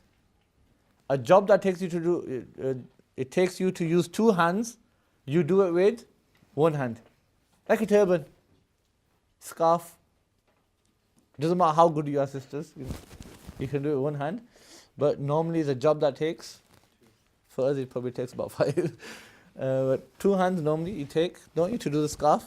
So if your scarf falls off in such a way that completely, and you do it with one hand, okay, but it's such a job that normally takes two hands, you still break your prayer. If it's just slightly that, the scarf has just fallen off and you just put it back up, that's fine. I'm talking about properly, the way you properly wear the scarf with your pins and things. But you do it all with one hand. Yes? Again, it falls in both definitions. The person looking at you, putting all those pins in, yes, and turning the scarf around will think that you're not in salah. And then it's also a job that really takes two hands, even though you've used one hand. So it'll break your prayer. What if you go in sajda and like the bit of your scarf goes in front of you? That's fine. And if it's just light, if it's just slightly, that's fine. A strand falls off and you put it back on. Yes, that's fine. I'm talking about actually when you do your scarf fully. Let's say it's fully fallen off and then you fully do it. For brothers, your hat. Yes, if it's such a hat that normally takes you two hands to wear it. Yes, such expensive hat with diamonds on it. Another thing that breaks salah, the opposite of amle kasir is amle kalil. Amle kalil is just the opposite, that a job that doesn't take you two hands, it normally is one hand, okay? Or a job, an action that when you do it, an onlooker will still know that you're in prayer. Yes? People have a habit like, or they do this with the beard and the Quran. Yeah. But it's something that even the onlooker says, he's in prayer. He's in prayer. But if you're doing this, I saw a man once, and I was teaching, and he came into Al-Mustafa Center, and I was teaching on the back, and he started doing, he was already praying, I think, I'm not sure, but when we glanced at him, he was doing this, yes, and even down to doing this, yes, until he's finished prayer. And anyway, we're looking at him, and then he puts his hands on his thighs. Assalamu alaikum, assalamu alaikum. Good salam both ways. Okay. For the reason I mentioned that is that broken prayer, hasn't it? That's amle kasir, isn't it? Amle kalil would be that you maybe just scratch somewhere and then you put it down, yes, or you lifted your trousers up slightly to go into sajda in easily. Okay, that'll be fine. Another thing that can also come in amle kasir is to do an action which you don't have a need of 3 times in the same position. In the same position. So you had an itch, you scratch, but you think that feels nice, and you go again, and you put your hand down again, and then you go back again, but all in the same fard, i.e. in the same position that you're in, like qiyam or ruku or sajda. Yes, all in the same one. That will break your prayer as well, according to some ulama. Another thing, the opposite is amle kalil. Amle kalil does not break your prayer. Another thing that breaks your prayer is to turn your chest away from Qibla. Turn your chest away from Qibla. If you do ever do that, this will break your salah. Go for it. Just a couple of questions. Someone said that, what about the one who has illness like a cold? Can he still use tissues like for blowing the nose? That's a need. That's a need. Yes, he can. Second, Not just, like, and keep using it. No, let it. If it's running, then clean it in salah. Okay. what if someone sneezes during salah? Are we allowed to say alhamdulillah? No, let's come in later on. Yeah. That's it. Someone says that, can they keep a tissue box on the floor next to where they pray? No, keep a tissue. Keep one tissue in your hand. Yes, keep one tissue in your hand, or a couple of tissues in your hand. Not that you keep it next to you and that every time you need to go get it. Don't do that. Okay. Right. So turning your chest away from Qibla breaks your salah. I think I told you this last time as well. If you made a mistake in salah, let's say you needed to do sajda sahwa at the end of salah, but you still gave salam both ways. As long as you haven't turned your chest away from Qibla, you can say Allahu Akbar and do the sajda sahw and then say Attahiyat again as normal. Yes? So as long as the chest is not turned away from Qibla, you're fine. If it does turn away, you finish salah, you're thinking, I'm sure I need to do sajda sahw, but then you turn completely the opposite way, this will finish your salah off. If you had to do sajda sahw, you have to repeat your prayer again now. Another thing that breaks salah is to eat something from outside of the mouth. And the minimum of that is your lips. Yes? The boundary of it is your lips. Who comes to the tajweed class? Tomorrow. We have a tajweed class tomorrow. Anybody attend that? No? You should have all enrolled onto that. The tajweed class. Danish, you're starting tomorrow? Inshallah. You have your lips in tajweed are split into two parts. Okay? The moist part and the dry part. The moist part in fiqh, this is considered to be the inside of your mouth. Yes? The dry part is considered to be the outside of your mouth. What did we say just now? In terms of eating something from outside of the mouth. Yes? So the bare minimum of that, the extreme is that you pick up a cake and start eating it. Yes? But the bare minimum is the food that you just had before you stood in salah, a bit of chocolate that you ate, yes, chocolate bun or something, is on the sides of your lips. Yes? So then you're in salah and then you lick it. Yes? That's actually eating from outside of your mouth, and that will break your salah as well, at the bare minimum. Does that make sense? For me to be it. You're hiding cupcakes in there. Even if it's a small amount. Even if it's a small amount. It could be like the size of a grain. Yes? A little dot of chocolate. It still breaks your salah if it's from the outside of the mouth. Remember in the back we told you that if you eat something which is inside the mouth, in between your teeth, which is the size of a chickpea, yes, then that's fine, isn't it? But that's the inside of the mouth. It's already inside your body, you can swallow it. But if it's anything bigger, that's the next one. If it's bigger than the size of a chickpea, then this breaks your salah. If you drink something in salah, this breaks your prayer. Drinking something.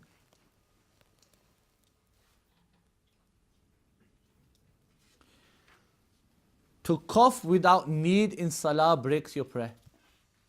Why is that? Somebody just coughed. Why does coughing break the prayer without need? Yeah, you're reading, but why coughing in particular? Unnecessary sounds, yes. So it comes under the principle of talking, yes. If the imam is like being a bit slow, they'll go they do that. They go trying to get you rushed along. So this breaks your salah. So don't be doing that. Coughing is always because of pain in the chest or something. So you cough because of that. When there's a reason to cough, you cough. When there's no reason to cough, then it's unnecessary sounds which breaks your prayer. Ta'fif. Ta'fif. Ta'fif is to say uff. Ta'fif is to say uff. This breaks your salah. Imam Sahib reading Surah Baqarah and say uff. This breaks your salah. Why? It's a sound, isn't it? It's a word. It's a sound. This will break your salah. It says inin and ta'awwuh. They both mean similar things. One's with a mad and one's without a mad. Ah and ah. Yes? One could be a sign of pain and the other is not. Yes? So doing something like ah in prayer or aye. This will break your prayer when you have done it with your own will. Sometimes a person's knees are hurting and he's going down into sajda and then uncontrollably says aye. Aye Maria. He says something like that. So that's slightly uncontrollable. But if it's just say like a habit of a person saying something, this will break your prayer. Okay?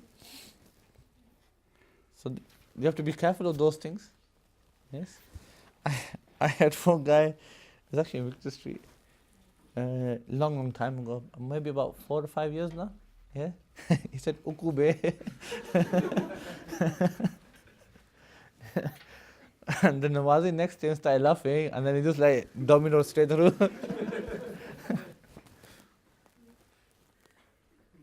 Don't be doing those things in prayer. I don't know what the English equivalent would be. Booger. Yes? Something like that. I don't know. People do that. Yes? Sugar. People say these things when things like this happen. It's all words, and in English the proper words aren't they? So they'll break your prayer. To cry because of pain. To cry because of pain. This breaks your prayer. Or some kind of musibat came. Some hardships, some trial. Yes? This will break your prayer. It's not for God, is it? You're crying for your own reasons, not for God. So this will break your prayer. Okay? But I have to make it clear here. One is crying without sound. Here we mean sound. Yes? That some people fake cry. What about people, some imams, when they read Tarawih, at the end, towards the end of that? That's coming. We'll tell you that La min dhikri jannatin aw narin is coming, inshallah. People cry sometimes, they have sounds. You don't make sounds when you cry. This one, even if you see a scholar do it, it's wrong. You don't cry with sound. Yes? Even if it's just the sound of your breath, that's okay. Sometimes a person's breath can go up and down. Yeah? But, what do we call in our language? Bain. Yes? Yeah? Wailing, yes? One wailing is where they start, some of these women become poets at that time. That's one type of wailing. One is like proper, like when they're crying. Yes? Weeping. Yeah? Weeping you should not do. Weeping is against your patience. Subhanallah. Crying in itself, just bringing out tears, is something that the Prophet ﷺ did. The rest of it the Prophet ﷺ did not do. And he ordered against us not to do it. Even if he sees ulama doing it, yes, where they're weeping. Yeah? You don't weep like that. You don't weep like that. Is against the honor of the scholar as well. Yes? Scholars are meant to be mountains, firm. Literally, they're meant to be firm. There might be that 1-2 time, where they're in a zikr gathering and they've gone into wajdan, whatever happens, that's different. But majority of their states have to be firm. Yes, be firm and be like mountains, because if they become a lung, then what about the people? Yes, true concept, isn't it? If the ulama let themselves go and do whatever they like and are uncontrollable, then what are we meant to say to the layman? So ulama have to control themselves in front of people. Okay. When they're in front of the sheikh, they can do whatever they like. That's in a private gathering. Yeah? If the sheikh's greater than them, isn't he? Yes, and then he's there to control them, then they can do whatever they like. If a person cries from the mention of heaven, yearning for heaven, or the mention of hell, that he wants to be protected from hell. And this is just a qiyas. You're hearing stories of Sayyidina Adam, Sayyidina Musa, or the prophets of Allah subhanahu wa ta'ala, and whatever that is in the Quran. Yes? And you either cry because of that, happily cry, or sadly cry. Whichever way it is, if it's because of the Quran or because of the deen, then it's all fine. Then it's all fine. To answer the person who sneezes by saying Yarhamukallah, again it comes back to the same principle. This comes under talking. Allah have mercy on you. This will break your salah, wouldn't it? Yes? Even if it's in English, God bless you. To answer a person like an atheist. An atheist came and said to you, you're in salah, that does God have a partner? Or a Christian said it, does God have a partner? And you say, La ilaha illallah. This will break your salah. The difference is you intended to answer him. Yes? This will break your salah. You can object to this. You can say, look, when you're reading salah and a person's about to walk past you, you can say Subhanallah, can't you? If you're reciting something, you can recite louder. You can say La ilaha illallah, so he knows you're there. So why is it that when somebody is passing you, it doesn't break your prayer, and when somebody questions you, it does break prayer? Conversation. Yes? This one's conversation, and over there you're praising Allah. You're not having a conversation with that guy, you're still praising Allah. And you're doing it as praising Allah. Difference in the intention. If you hear bad news, you say Inna lillahi wa inna ilayhi raji'un. This will break your prayer because of the conversation. So remember something else. Somebody asked me if you can say Inna lillahi wa inna ilayhi raji'un if your cat dies. The answer is yes, you can. Okay? You can say Inna lillahi wa inna ilayhi raji'un.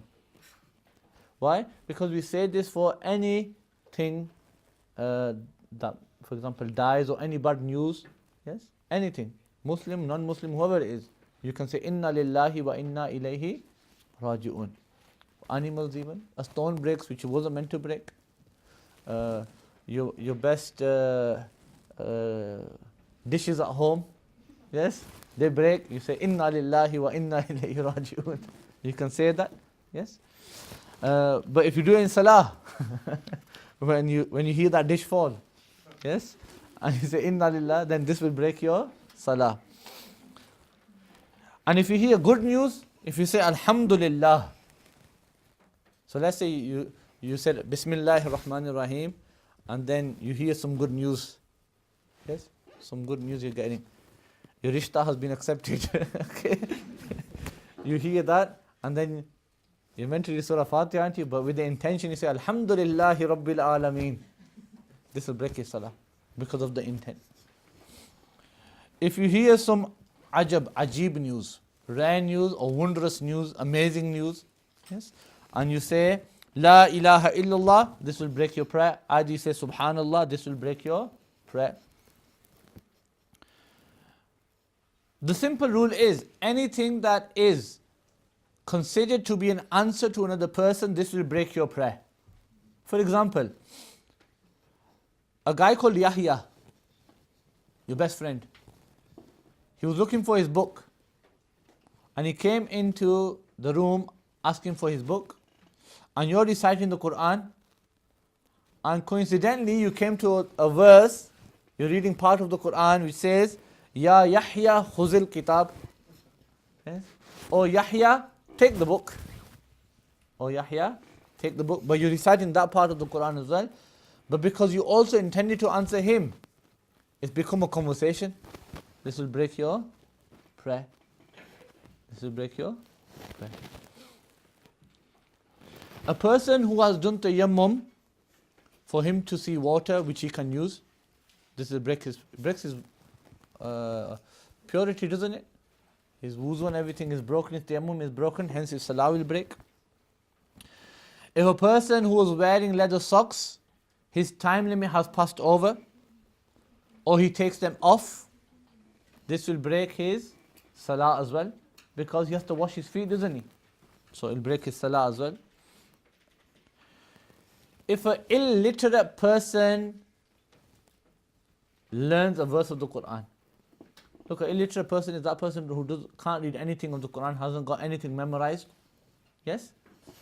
And for him, he can just stand in prayer and not read anything and just do the mere actions. But let's say one day he's standing there and somebody comes from behind and says, Alhamdulillahi Rabbil Alameen. He's picked up on it in his mind. Yes? Has he learned one ayat of the Quran? Yes? He's learned one ayat of the Quran, he's memorized it, prayer breaks. He'll have to start again. And now when he starts, for him the rules of salah change. How? Before he didn't have to read anything. Now when he stands in prayer, he has to say Alhamdulillahi Rabbil Alameen. And then do the rest as normal as he normally does. If people without clothes find clothes, i.e. to cover their aura, this breaks prayer. If a person who used to indicate for salah, make signals for salah, now he has strength upon doing ruku and sujood, his prayer breaks. Simple rule for that, I told you that before.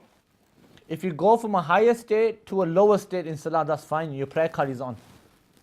i.e. you're in salah, you can stand, but then all of a sudden you find that you can't stand. For whatever reason, you can't stand, you can sit down and carry on your namaz. In salah, you realize that I can't do ruku, I can't do sajda.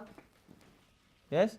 Sit down and indicate with your hands, yeah, or your body rather, and your prayer is fine. But if you go the opposite way, that you were in a lower state and you go to a higher state, yes, then this is something which breaks your salah.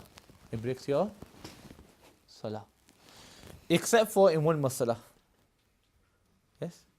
This is down to need, isn't it? Going from a high state to a lower state. But there's one other masala which has the same thing in it, going from a high state to a low state, or low state to a high state. But in that, if you go from a low state to a high state, it's fine. If you're reading namaz on a horse, nafil namaz on a horse, yes, actual salah is done on the ground, isn't it? So reading on the ground is a higher state. So if you're reading salah on a horse, and then you decide that I want to carry on the ground, you unmount your horse, carry on your salah on the ground. But we've seen it's a lower state to a higher state, isn't it? This is an exception in that principle. Okay?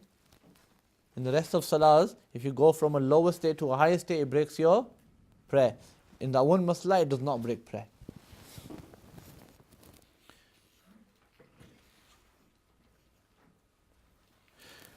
We have a concept of sahib-i-tartib. Anybody a sahib-i-tartib here? Huh? Anybody know what that means? A sahib-tartib is that person who has to read his prayers in order. Fajr comes first, Zohr comes second, even in qaza. Even in qaza. What happens here is, a sahib-i-tartib is that person who has no less than 5 prayers to make up. Yes? He's not missed more than 5 prayers, then that person is sahib-i-tartib. If he goes above 5 prayers, then he doesn't have to read his prayers in order, i.e. in terms of qaza. He doesn't have to read them in order. Now, how to become a sahib-i-tartib again? If you bring, if you know the 6 prayers, for example, 7 prayers that you had qaza, if you make them up, let's say you got 2 left, you won't become a sahib-i-tartib. You have to bring the counter to 0, then you become a sahib-i-tartib. Now what is sahib-i-tartib? If a sahib-i-tartib misses Fajr Salah, and now he's about to go into Zohar, he can't pray Zohar until he's read Fajr.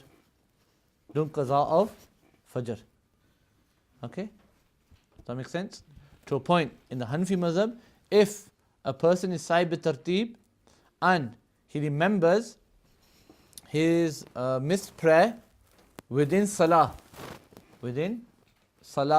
then, for example, Zohar namaz, and he's missed Fajr, now he's remembered, I missed Fajr, but he's behind the Imam, his prayer will break. That's what Sahib bin Nur al-Iza has said. Yes? But I'll tell you one thing, the actual masla is this, not what he mentioned. He indicated towards it, but he could have worded it better. And that is that it's suspended. The masla in the Hanafi madhab is that it is suspended on your next actions. So the point is, you miss Fajr Salah, you're Sahib bi-tartib, and you miss Fajr Salah. You forgot completely.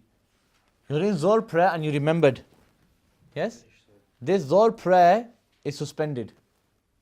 And it is dependent upon your next actions. What's that? You read this prayer. If you do qaza of Fajr straight after Zohar, then you have to repeat your Zohar again. Yes? Let's say you don't. You can read Asr. You can read. The whole point is that 5 namazah have to go over you now. The times, not the prayers, the times of prayers. 5 complete prayer times have to pass over your, since the time you missed that prayer. So you got Zohar, Asr, Maghrib, Isha, and the next day's Fajr has to pass over. Yes? If in between this time, you did qaza of your Fajr prayer. Yes?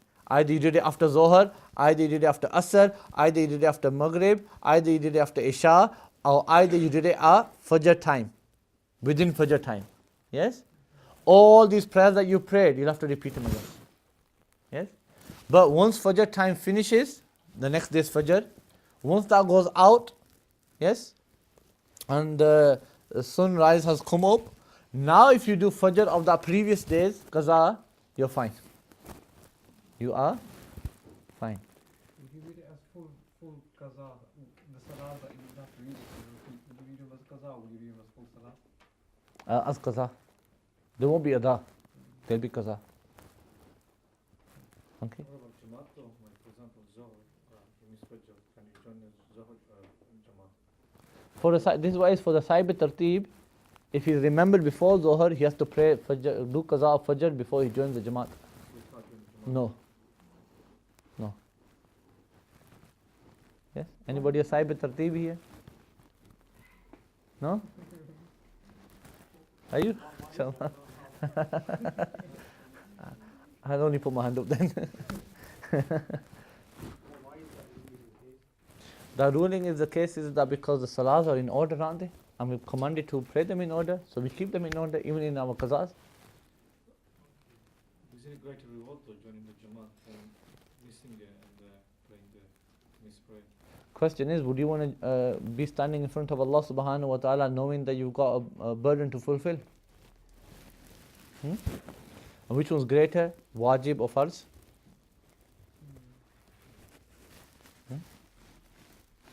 Farz is greater, isn't it? So you should always do qaza. But this is for a sahib tartib. If you're not sahib tartib, then no. For example, one way of being sahib tartib, people do qaza umri, don't they? Yes? So if you've got, I don't know, 5 years worth of prayers to fulfill, yes, you won't be sahib tartib. You can read those prayers however you like, whichever order you like. But once it comes down to 0, you're sahib tartib. Yes? That does not mean that you won't miss a namaz ever in your life ever again. You're still going to miss it, but as long as it's below 5, you have to read your prayers in order. That's the Hanafi mazhab, but not a lot of people follow it. What if someone has, because I know they've got like 6 years of prayers left, but they've been praying consistently for like, let's say a year, and then they miss Fajr, and they forget, and then The daily prayer, they should fulfill that first, and then do qaza umri. No, so I'm saying they've carried on for like a year of normal prayer, Yes? then they've missed one prayer, they become Sahib Tartib for that day. No, that's not concept of a day sahib tartib. No. So they would just add it on to Yeah. their 5 years. Yeah. But the daily qazas, the daily qazas, like now, you might miss today, tomorrow, whatever. If you miss them, then make them up first. Yeah? So you don't have to worry about them. Yes? You worry about the other ones that you missed for 5 years. Yes? Don't add this to the list. So if you miss it, then just make up straight away. Okay, make that up straight away. So your maths on the other side stays where it is. Would you make those up in that order, is what I'm asking. Oh no, you won't because of the 5 years. Okay. Yeah, you can make them up in any order. In any order. Yes. Another thing that breaks namaz is to make a khalifa in namaz. To make a khalifa in namaz, a person who's not capable of leading the namaz. The scenario is that, if the imam, for example, has broken his wuzu, started bleeding from his nose or something, now he has to leave, doesn't he?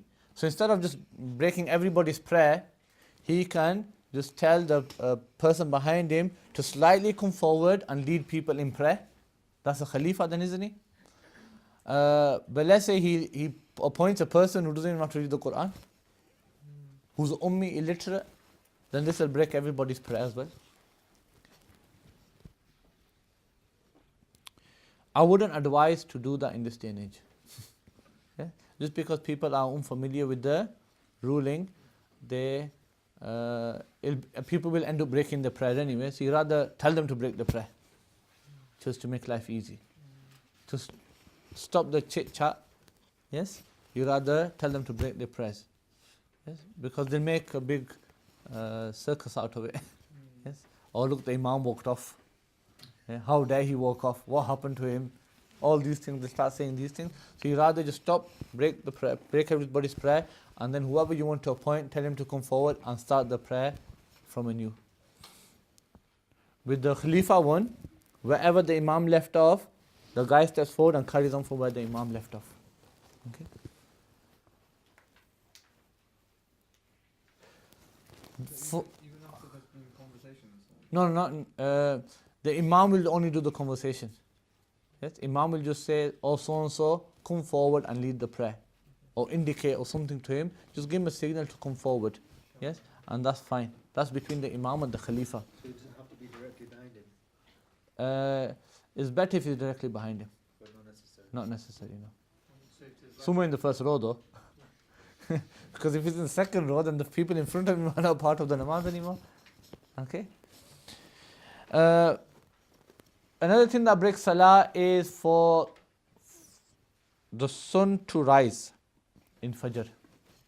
For the sun to rise in Fajr. You're reading Fajr namaz and you thought you got enough time. Yes? As you're reading, you look up, oh, the sun has risen. This breaks namaz according to the Hanafi fiqh. Okay? For every other prayer, it does not break your namaz. You're reading Zohr namaz, and then Asr namaz time enters. You carry on Zohr, keep reading it, finish it till the end. You're reading Asr namaz, and Maghrib time enters. Carry on reading, finish your Asr. You're reading Maghrib, and Isha enters. Carry on reading Isha. It'll be complete. You're reading Isha, and Fajr enters, finish your Isha.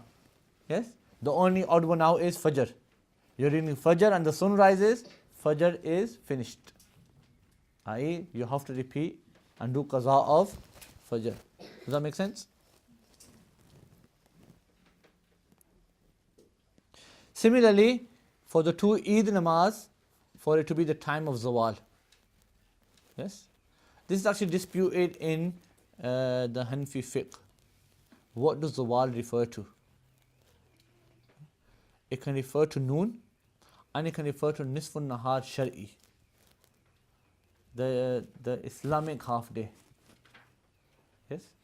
There's half day, which is if you take the time of sunrise and take the time of sunset, half it, then that's noon, isn't it?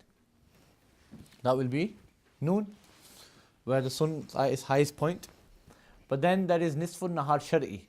Nisfun nahar shar'i is you take the time of Fajr starting time and sunset. Yes, half that you will get the time of nisfun nahar shar'i, roughly, constantly, always around 1 hour and a half before noon. Okay, so in the Hanafi mazhab we have a dispute if Eid namaz is permissible in nisfun nahar shar'i. Yes, hence why you'll see some scholars saying that Eid namaz is finished before that. So if you come into nisfun nahar shar'i, you will break your Eid namaz. That's Ala Hazrat's opinion. If some ulama say, no, carry on till 11:30. Yes, Eid namaz at 11:30, 11:45. Yes, and they'll allow the prayer. they are the scholars that allow it, like Faqih Azam Nurullah Naimi. Okay, Nurullah Naimi. He was called Faqih Azam of Pakistan. One of the probably the greatest scholars and greatest faqirs that Pakistan has ever seen. He is actually the father-in-law of my teacher. Not the father-in-law of my teacher, the father-in-law of my teacher's teacher. Yes. Maulana Hashim, I believe the name is, who stayed alive. We call him Imam Sarf because all his life he didn't teach anything but Sarf. You know what you lot did in the starting? With the Arabic, Daraba, Daraba, Darabu. That's all he taught his whole life. Yes, he has a Dora as well, which he teaches ulama Sarf throughout, and he's a master in that science as well. He resides in Lahore now. He was so humble and so clued down with Islamic sciences as well. Faqih Azam Nur al-Naimi did not have no relation to him whatsoever. Yes, but one day he was walking past the madrasa and he glanced his eyes on him and he saw him teaching or doing whatever he was doing. Yes, and he walked up to him and said to him, "I'll give you my daughter." So he gave his daughter to him. Yes, and I don't know if you met them. His son came to Jamia Masjid. Is it Madani Mosque in Halifax? What's the main mosque in Halifax called? Madani? No, Madani Masjid. Yeah? Madani Masjid, isn't it? Yes. I've been there so many times, I forgot the name. Madani Masjid. Yes, he served as an imam. He served there for 2 years, but then they sent him back to Pakistan. Yes. Mufti Asadullah Noori. Okay, he served there. The way I teach you Sarf, the way I taught you it, other than the book, yes. Remember, went against the book sometimes, didn't we? Was for Maulana Hashim. That's his method of teaching. And if you ever do Sarf with me in Dars Nizami, I teach it according to his method. Yes, the way he taught Abu Ustad Sahib, my teacher, he passed it on to me in that way. I teach it the exactly same way. I do not differ between it. Okay. Faqih Azam Nurullah Naimi was probably one of the greatest faqirs of Pakistan. He was from Basirpur. Hence why they put Basirpuri at his name, at the end of his name. And he differed in many masail with Ala Hazrat. Many masail. Even though he was from the same tariqah of Ala Hazrat. Yes? It shows that you can have dispute, ikhtilaf, respectful ikhtilaf in fiqh issues. So he said it's permissible. He's got a whole fatwa on it that it's permissible to read in that time. وَدُخُولُ وَقْتِ الْأَسْرِ فِي الْجُمُعَةِ. Another prayer is, if you're reading Jummah prayer and Asr time enters, this will break your Jummah prayer. Zohar is different. If you're reading Zohar and Asr enters, that's fine. But if you're reading Jummah and then Asr enters, this will break your prayer.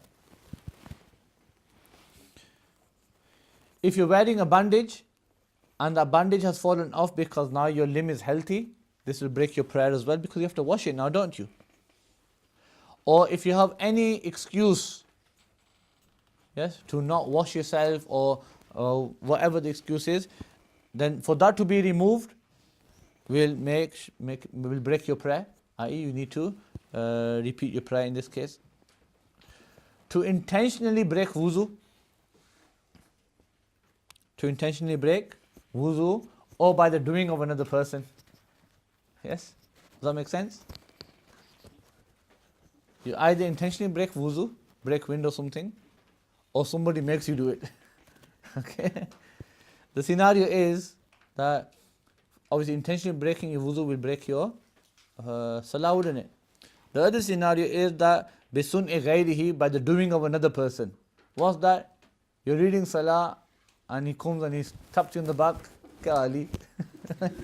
He does that. And then while he does that, a person breaks his wuzu. Yes?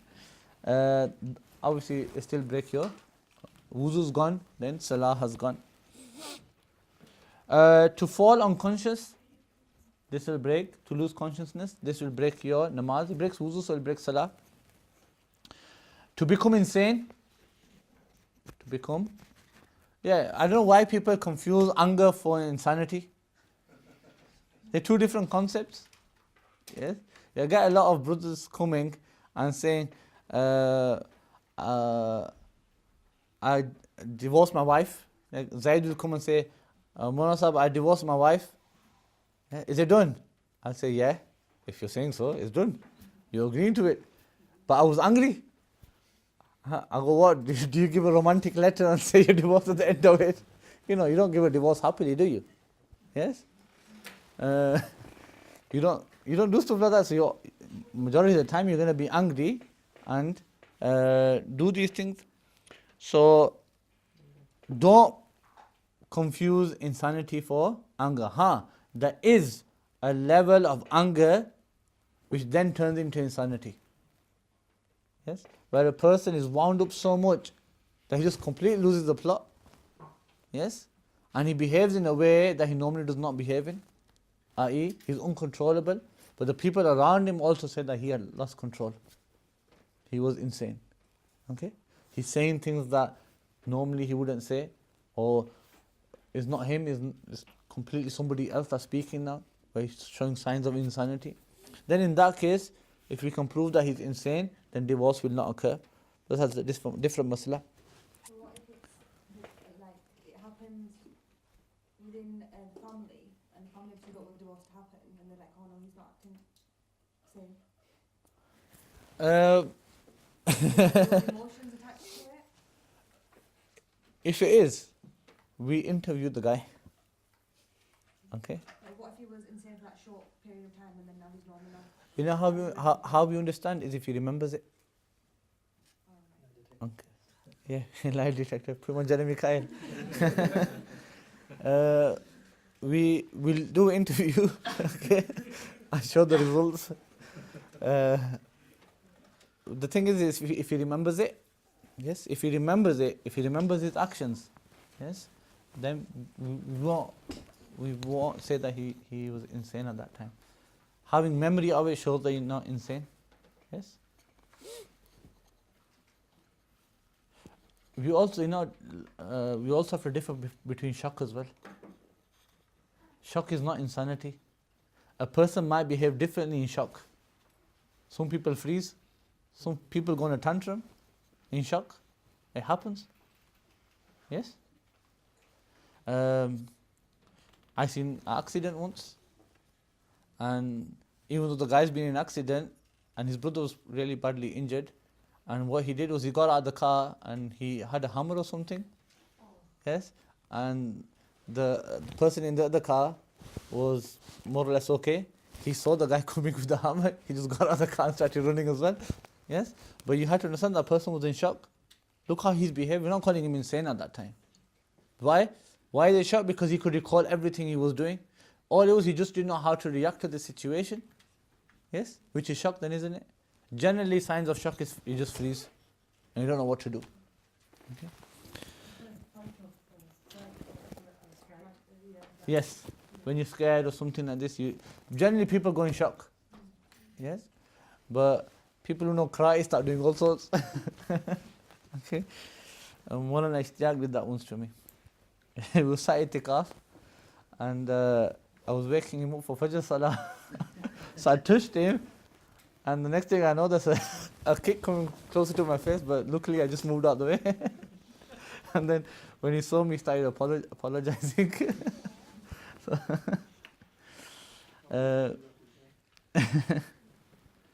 Mona Ishtiyaq Sahib is from Markazul Islami. I'm not sure. You must have met him downstairs. If you were downstairs after Salah, you met him downstairs with the glasses. That's Mona Ishtiyaq. He's a long servant of this masjid as well. Yeah, long before me. This is his local masjid. Go for it.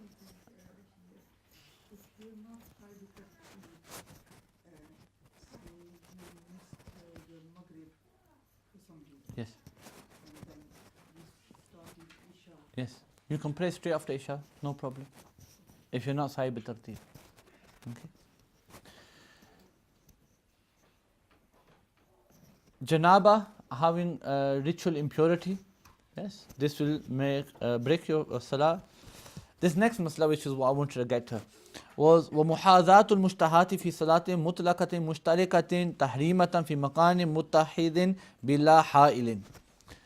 This is that for a person to stand next to a woman. There's no difference of mahram, ghair mahram here, okay? No distinction between mahram, ghair mahram. Just a woman, yes? A woman of age, by the way, okay? If it's a girl under the age of puberty, then this does not count to her, because salah is not fard upon, is it? Yes? So we're talking about a mature woman. For a mature woman and a mature man to stand side by side or in touching distance, yes? Close distance. In a salah, look at all the conditions. In a salah mutlaqa, meaning not namaz janaza. Not namaz janaza. Meaning salat mutlaqa is always that salah which has ruku and sujood. Yes? So, standing side by side or close to each other, a man and a woman to stand close to each other in a salah which is a proper salah with ruku and sujood, and they're part of the same salah behind the same imam. Part of the same salah behind the same imam, or one of the man himself is the imam. Okay? But it's the same salah in the same place without a veil in between. These conditions all have to be fulfilled. Yes? If they're all not fulfilled, then this breaks your salah. Yes? For example, if, look, bila ha'ilin, if there is a veil, then you won't break prayer. Yes? For example, you've got this board. Yes? If you're reading salah there, and the male is reading salah here, you're in touching distance, but there's a board in between you. That's fine, you can carry on your salah. You can carry on your salah. What if he's behind me, she's ahead, but obviously the board is there? If he's the imam, then obviously she can't pray behind him. But if they're following somebody else, then that's fine. Yes? Yeah. Where the imam is in front, then that's fine. But all these conditions have to be fulfilled.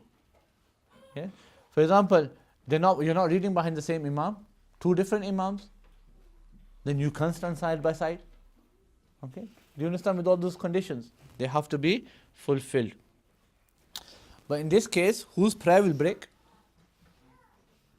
The man's. The lady's prayer carries on. She can pray as she is. The man has to do tawbah and move on. Okay? Say astaghfirullah and try to find another place. Okay? So that's that. وَظُهُورُ أَوْرَةِ مَنْ سَبَقَهُ الْحَدَثُ. This masla is for men really.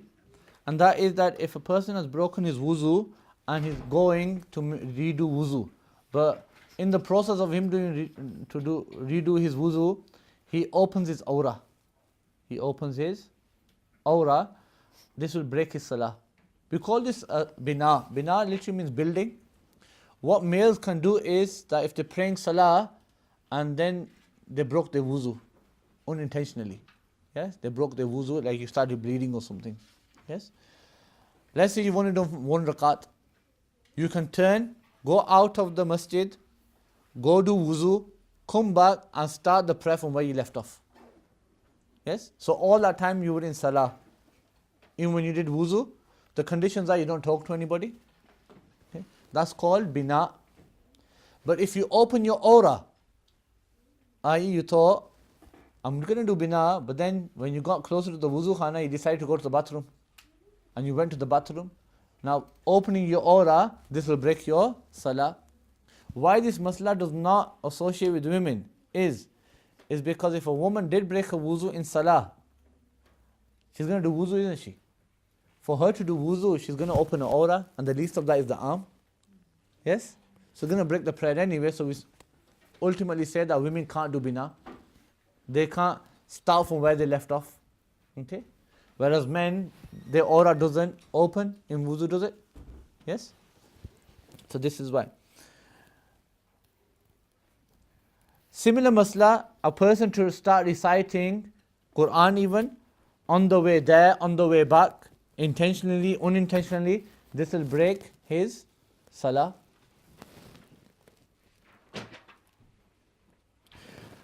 Same thing for the male, that when he breaks his wuzu, for him to stand within the rows, within salah, for the amount of time it takes for the imam to do one farz, i.e. one action, as in go from qiyam to ruku. That will break your namaz as well. You should not wait that long, you should just go out the rows and gone and done your wuzu. While in that state of bina, or you want to rebuild your prayer, you missed the masjid's wuzu khana and you went home to do wuzu. This will break your prayer.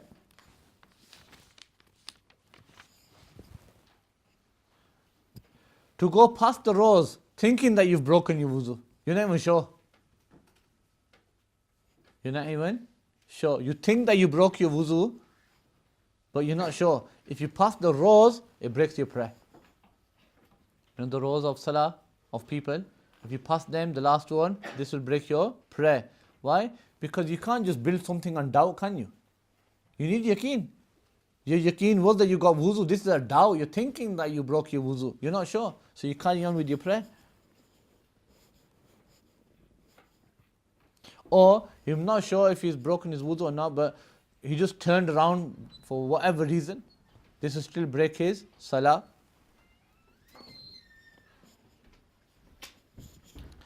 Another thing that breaks his salah is for him to take the luqma, a call of another imam. You know, sometimes the imam forgets, yes, and then the muqtadi gives him heads up, yes, reciting a surah and he's made a slight mistake, so the person behind him just tells him, yes, that's fine. But let's say you're doing namaz and a person who's not even reading with you, he just sat there reading the Quran, and you made a mistake in your salah and then he corrects you while he's not part of your prayer. Or another imam somewhere is doing his salah and he overhears you and he gives you a heads up. This will break your prayer if you take it. If you take the hint, then this will break your prayer. This is more or less for the imams. Another thing that breaks salah is that you said Allahu Akbar for one salah and then remember, no, I wasn't meant to pray my fard, I was meant to pray sunnahs. And then you say Allahu Akbar again. The first prayer finishes, the second prayer starts. Okay? You don't have to, like some people do, they say Assalamu alaikum, assalamu alaikum. You don't have to do that. Yes? You can just, if you've done takbir of a different prayer, you're meant to read 4 rakats sunnat and you say 4 rakats farz. And you say Allahu Akbar. And then you remember, oh no, I'm meant to pray sunnahs. You can just say Allahu Akbar, this time with the correct intention, and then start. You don't have to give the salam standing up.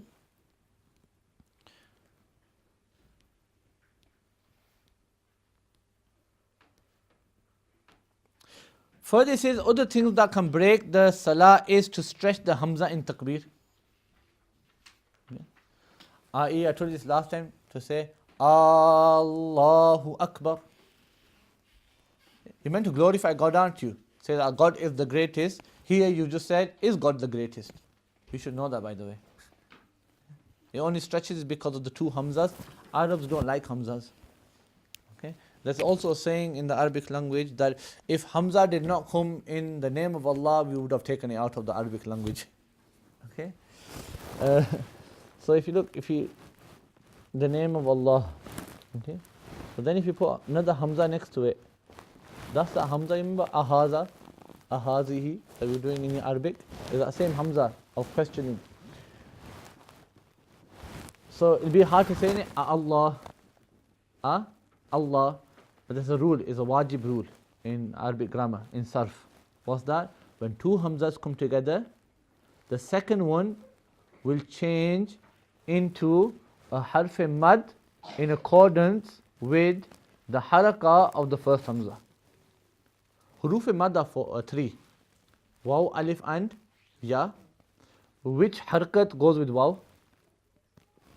Pesh. Easy to say waw with the pesh, isn't it? U. Which harakat goes with a ya? Ze. E. Which harakat goes with alif? Zabar. Fatha. A. Yes. So this one we just change it into an alif. Yes. But when we write here, we don't write Radha, we just write it with the Khadi Zabar. Khadi Zabar is an alif. So now if you read it, it'll be Allah. Yes? Which now means is God.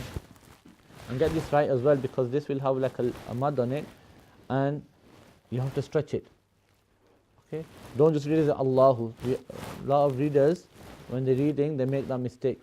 where they see the shad and they think that we should join the letters together. Yes? Like the word hajj. Yes?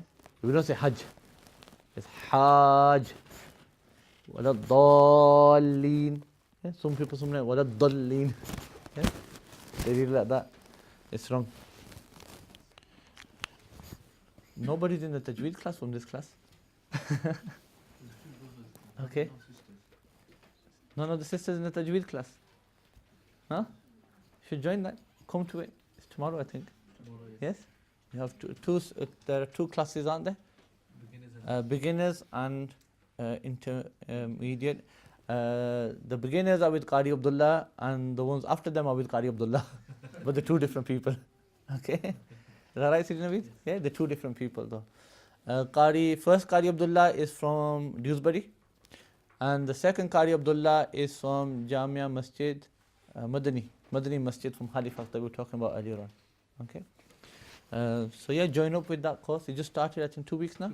2 weeks. Join up with that course. It's a good course, mashallah. If you learn it properly from beginner, you can go all the way to the top. And inshallah, the Qari might even give you ijazah. You learn the 10 qiraat of them as well if you can. Yes, the 10 different types of recitation. You can learn that inshallah. It's a good course, mashallah. I don't think there's anything like that. I'm not. Yeah, they're not taught like your other courses, by the way. You know, like you have courses of tajweed refreshers and things like this. Yes, they're not taught like that. This is right in detail. Like if I was to teach Dars Nizami, yes, we don't have tajweed in Dars Nizami, but if I was to teach tajweed like I teach Dars Nizami, then the way these scholars are teaching it, that's how I would teach it. Yes, so it's a good course for you to be part of, and it's your own progress. So you work with the Qaris one-to-one, so you work with him, and he'll take you to wherever, as far as you can go, inshallah. How long is it? What's that? Time-wise? How long is it for each class? The beginners is 5 to half 6. 5 till half 6. Until the rules are done. Yes. And every week recitation you get 5 to 10 minutes one-to-one. Okay. Okay. So you do get, I think, after the rules are done and you're confident with the rules, then you have 5 to 10 minutes every time to recite in front of the the teacher. Okay. How many weeks is it? This is ongoing. Tajweed is such a thing that the more you practice it, the better you get. Okay. It's such a thing. Yes. But once because it's a traditional course, once the Qari feels that you are a proper Qariya, okay, then then he'll give you ijazah as well, inshallah. Yeah, the ijazah is linked back to the Prophet sallallahu alaihi wasallam. Okay, but I give you a heads up. Yes, these are Qaris who spent 10 years learning the Quran. 10 years, not memorizing the Quran, learning how to recite the Quran. Okay, so they're not going to be very easy with you. Yes, this is why I said it's none of those courses where you come and say alif, ba, ta, sa. However you say, the teacher says it's fine. Okay, these are Qaris who will keep you on qaida, even if it means that you stay on qaida for a whole year. Okay, I'm not here to scare you, but it's there to show you the confidence in your teachers. Yes, that they're not just going to pass you over. Yes, and not taking mistakes out. They will take your mistakes out, but it's there to make you better, inshallah. Okay. We'll carry. Where are we?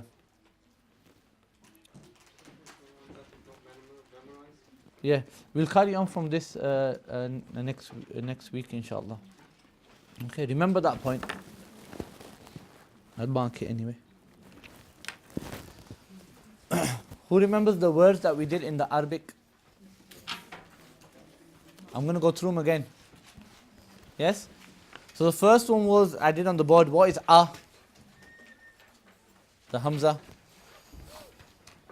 What did the Hamza mean? I just told you. If I said haza.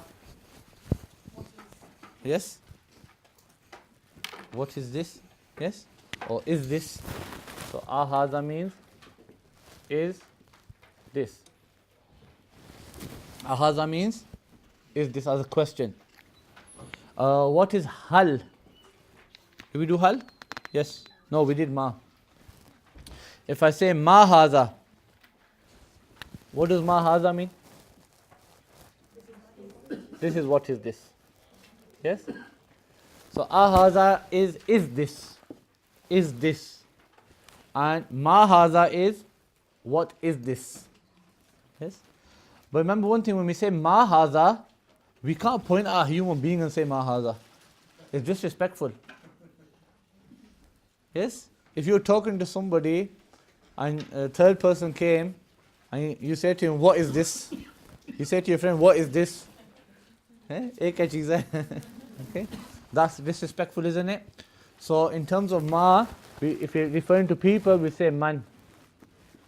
Man haza. But how will, yeah? Who is this? Who is this? That make better sense? Who is this? So if I say ahaza baytun, I'll go with the sisters first. So if I say ahaza baytun, is this a room or a house? How do you answer it? Got two answers, haven't you? So answer it. La. What is it? So la means no. But then what is it? Answer me, what is it? Let's say I'm pointing at the desk. Haza maktabun. Yes, this is a desk. So you say la, haza maktabun. If it was a house, how would you answer it? Na'am, haza baytun. Yes, be formal. La, na'am, haza baytun. So you've understood that? If I say ahaza zaydun, is this Zayd? Yes, but it's Bakr. How do you answer it? La, boys gonna go for it. La haza Bakrun. Yes, no, this is Bakr. Yes. What if it was Zayd? So I say ahaza Zaydun. How would you answer it? Haza Zaydun. This is Zayd. That's good, mashallah. What is door in Arabic? Babun. What is a shirt in Arabic? Kameez. Easy to remember, isn't it? What's a chair? What's a bed? Sarir. Even though sarir is eloquent Arabic as well, but in traditional Arabic we use firash as well. Okay. What is a key? Miftah. Miftah. What is a star? Najmun. Yes. Now in front of Najmun, do I put haza or hazihi? Haza. Because there's no signs of feminine. One sign of feminine is that ta, either a ta that looks like this or it looks like this at the end of a word. Yes? That's a sign of feminine in Arabic language. Not all the time, but majority of the time. Yes, ta marbuta. So in front of these words we wouldn't put hazihi, we'll put haza because there are no signs of feminine.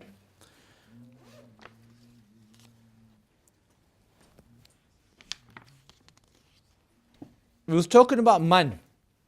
Yes? A trader in Arabic is called a tajir. What's a trader called? Tajir. Now, if a trader is what? Tajir. So, if I say man huwa tajirun, what does that mean?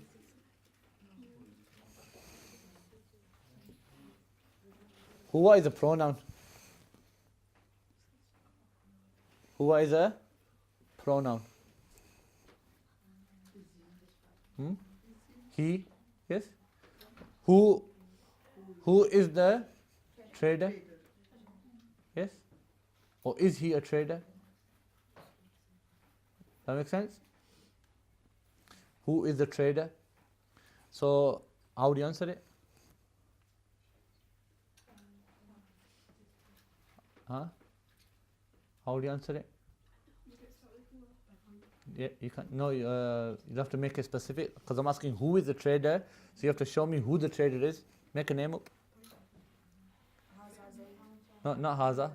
Yeah, you can say that this Zaid, this Zaid. Yes. So you answer by saying it's similar to English. Zaidun huwa tajir. Zaid is the trader. Zaid. So you point him out first, don't you? Do that in English, don't you? Zaid huwa tajir. Zaid, he is the trader. If I say ahaza, are you referring to Zaid? Ahaza tajir. Or if I say ahuwa tajir, that'll be better. Ahuwa tajir. How do you answer it? Is he a trader? How do you answer it?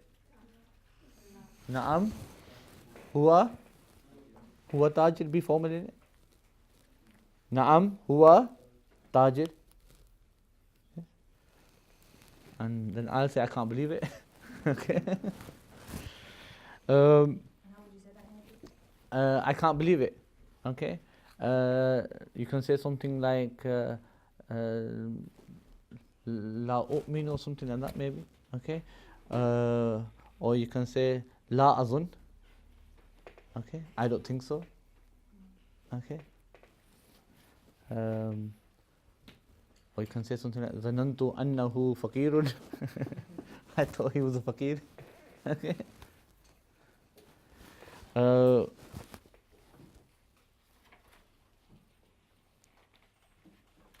What's a masjid in Arabic? Now, if I was to point out a masjid, what would I use? Haza or hazihi? Haza, isn't it? So I got masjid.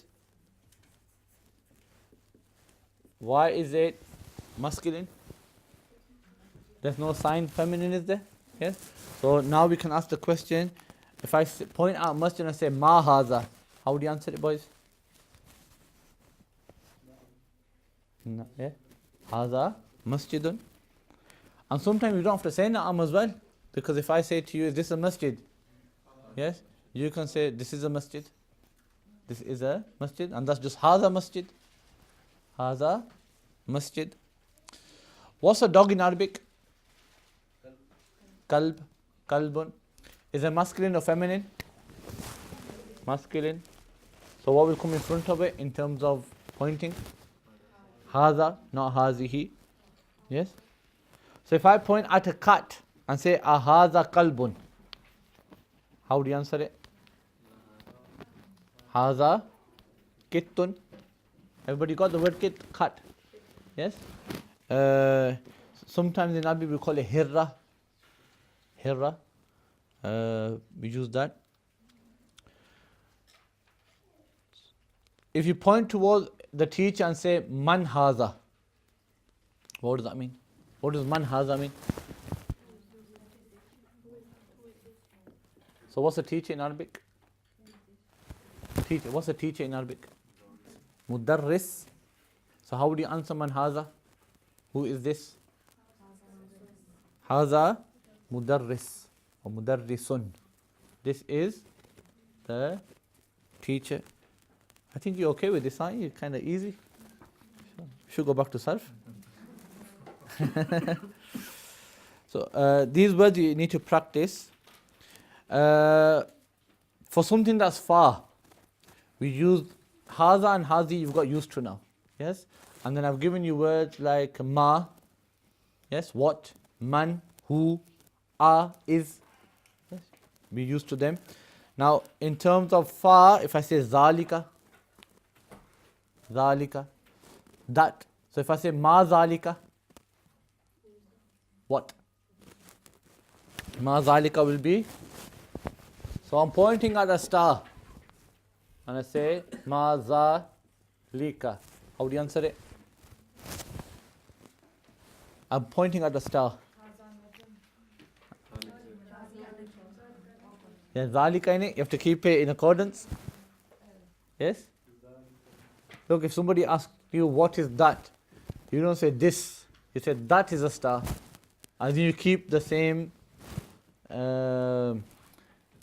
indication that you've got. Yes? Because if you say this, that makes it look like you're slightly closer to the star. Yes? So you keep it the same. So you'll say zalika najmun. Zalika najmun. What does that translate as? That is a star. Now if you pick up the Quran and it says Zalikal Kitabu, why do they translate as this? It's a wrong translation then, isn't it? Yes? If you pick up majority of English translations, what do they say? This book. Zalikal Kitabu. Yes? This is the book that I know. Now, even in the Urdu language they do that.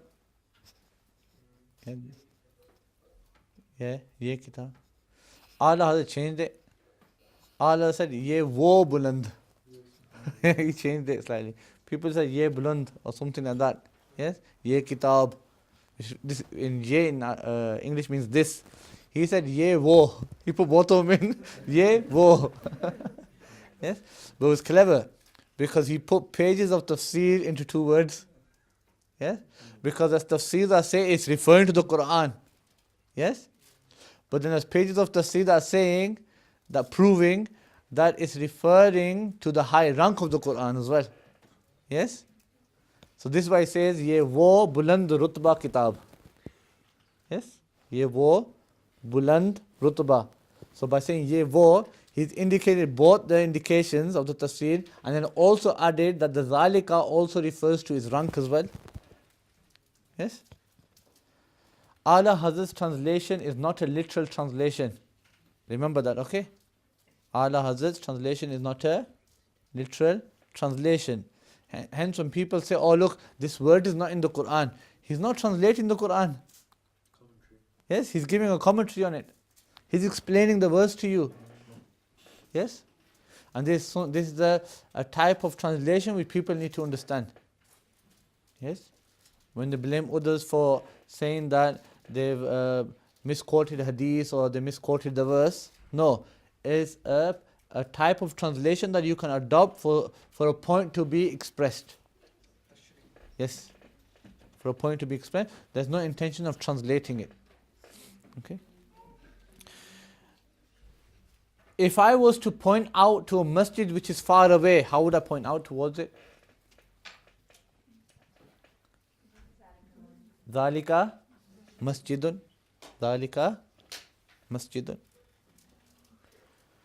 Like that you can add zalika in front of all those words that we have done which are masculine. Yes? Zalika maktabun, zalika mudarrisun, zalika himarun, zalika masjidun, zalika baytun. Like that the vocabulary that you have, you can add zalika to all of them. Similarly, what you need to practice now is the putting the hamza in the starting.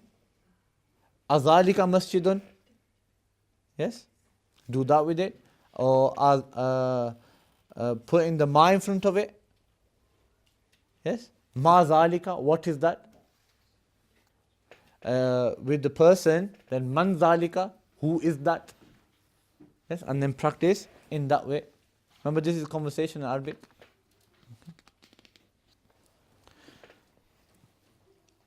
Another word you can take is for stone, hajar. Hajar. Yes, stone. Sugar, who knows what sugar is? Sukkar. Sukkar. Sugar, sukkar. What is milk? Laban. Okay. Laban. That's a what is into a share the other day in Arabic. Inna fil jannati nahram min laban li Ali wa Husainin wa Hassan. Yes. Indeed, in heaven there is a river of milk for Ali, Hassan, and Hussein. Yes. So laban. Are these masculine or feminine? Hajar, laban, and sukkar. They're all masculine. So if you were to use the indications, we would use of masculine. So again, either you put haza in front of them or you put zalika in front of them. Yes? And in terms of the questions, you can either put a in front of it or ma Can you put man in front of sugar? No, you can't say man zalika sukarun. Can't say that, can you?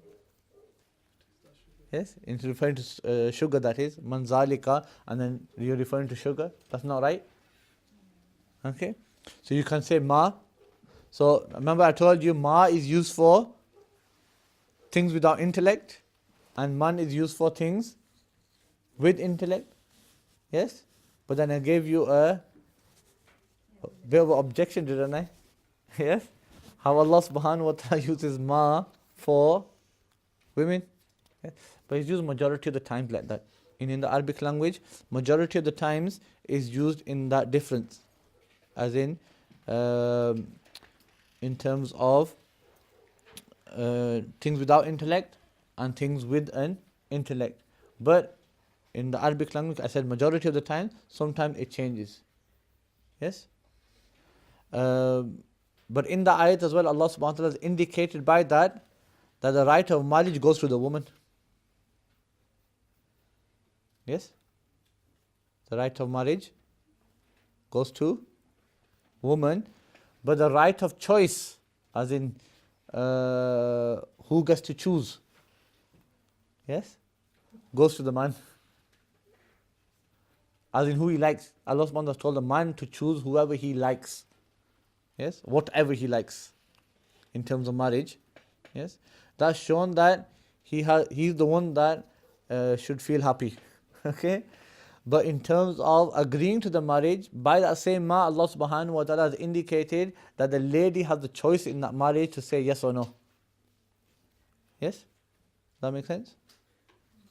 You do it in Usul al-Fiqh sometime, inshallah. We will stop there, inshallah. Practice that, and then next week, inshallah ta'ala, we will go on to the alif lam in this. Okay, I explained that last time, the difference between baytun and al-baytu, but we'll look at it in a bit more detail, inshallah. I guess no questions. There was one question on the masjid lending and masjid doing. Is it not permitted for Qur'an Hasana? No, not for Qard Hasan. The reason behind it is that the Masjid Muni is part of the Waqf, yes, and it's not really owned by anybody, so they don't have a right to give it to anyone. Yes? Yes, it can't be given. Anything that's given to the masjid can only stay with the masjid. With the masjid. Yes.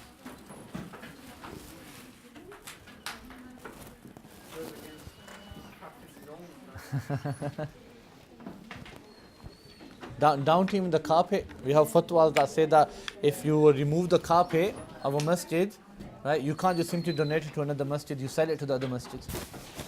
You got to sell it. Either get rid of it completely or sell it. And what about the value? Could it be any value or market value? Something that will benefit the masjid.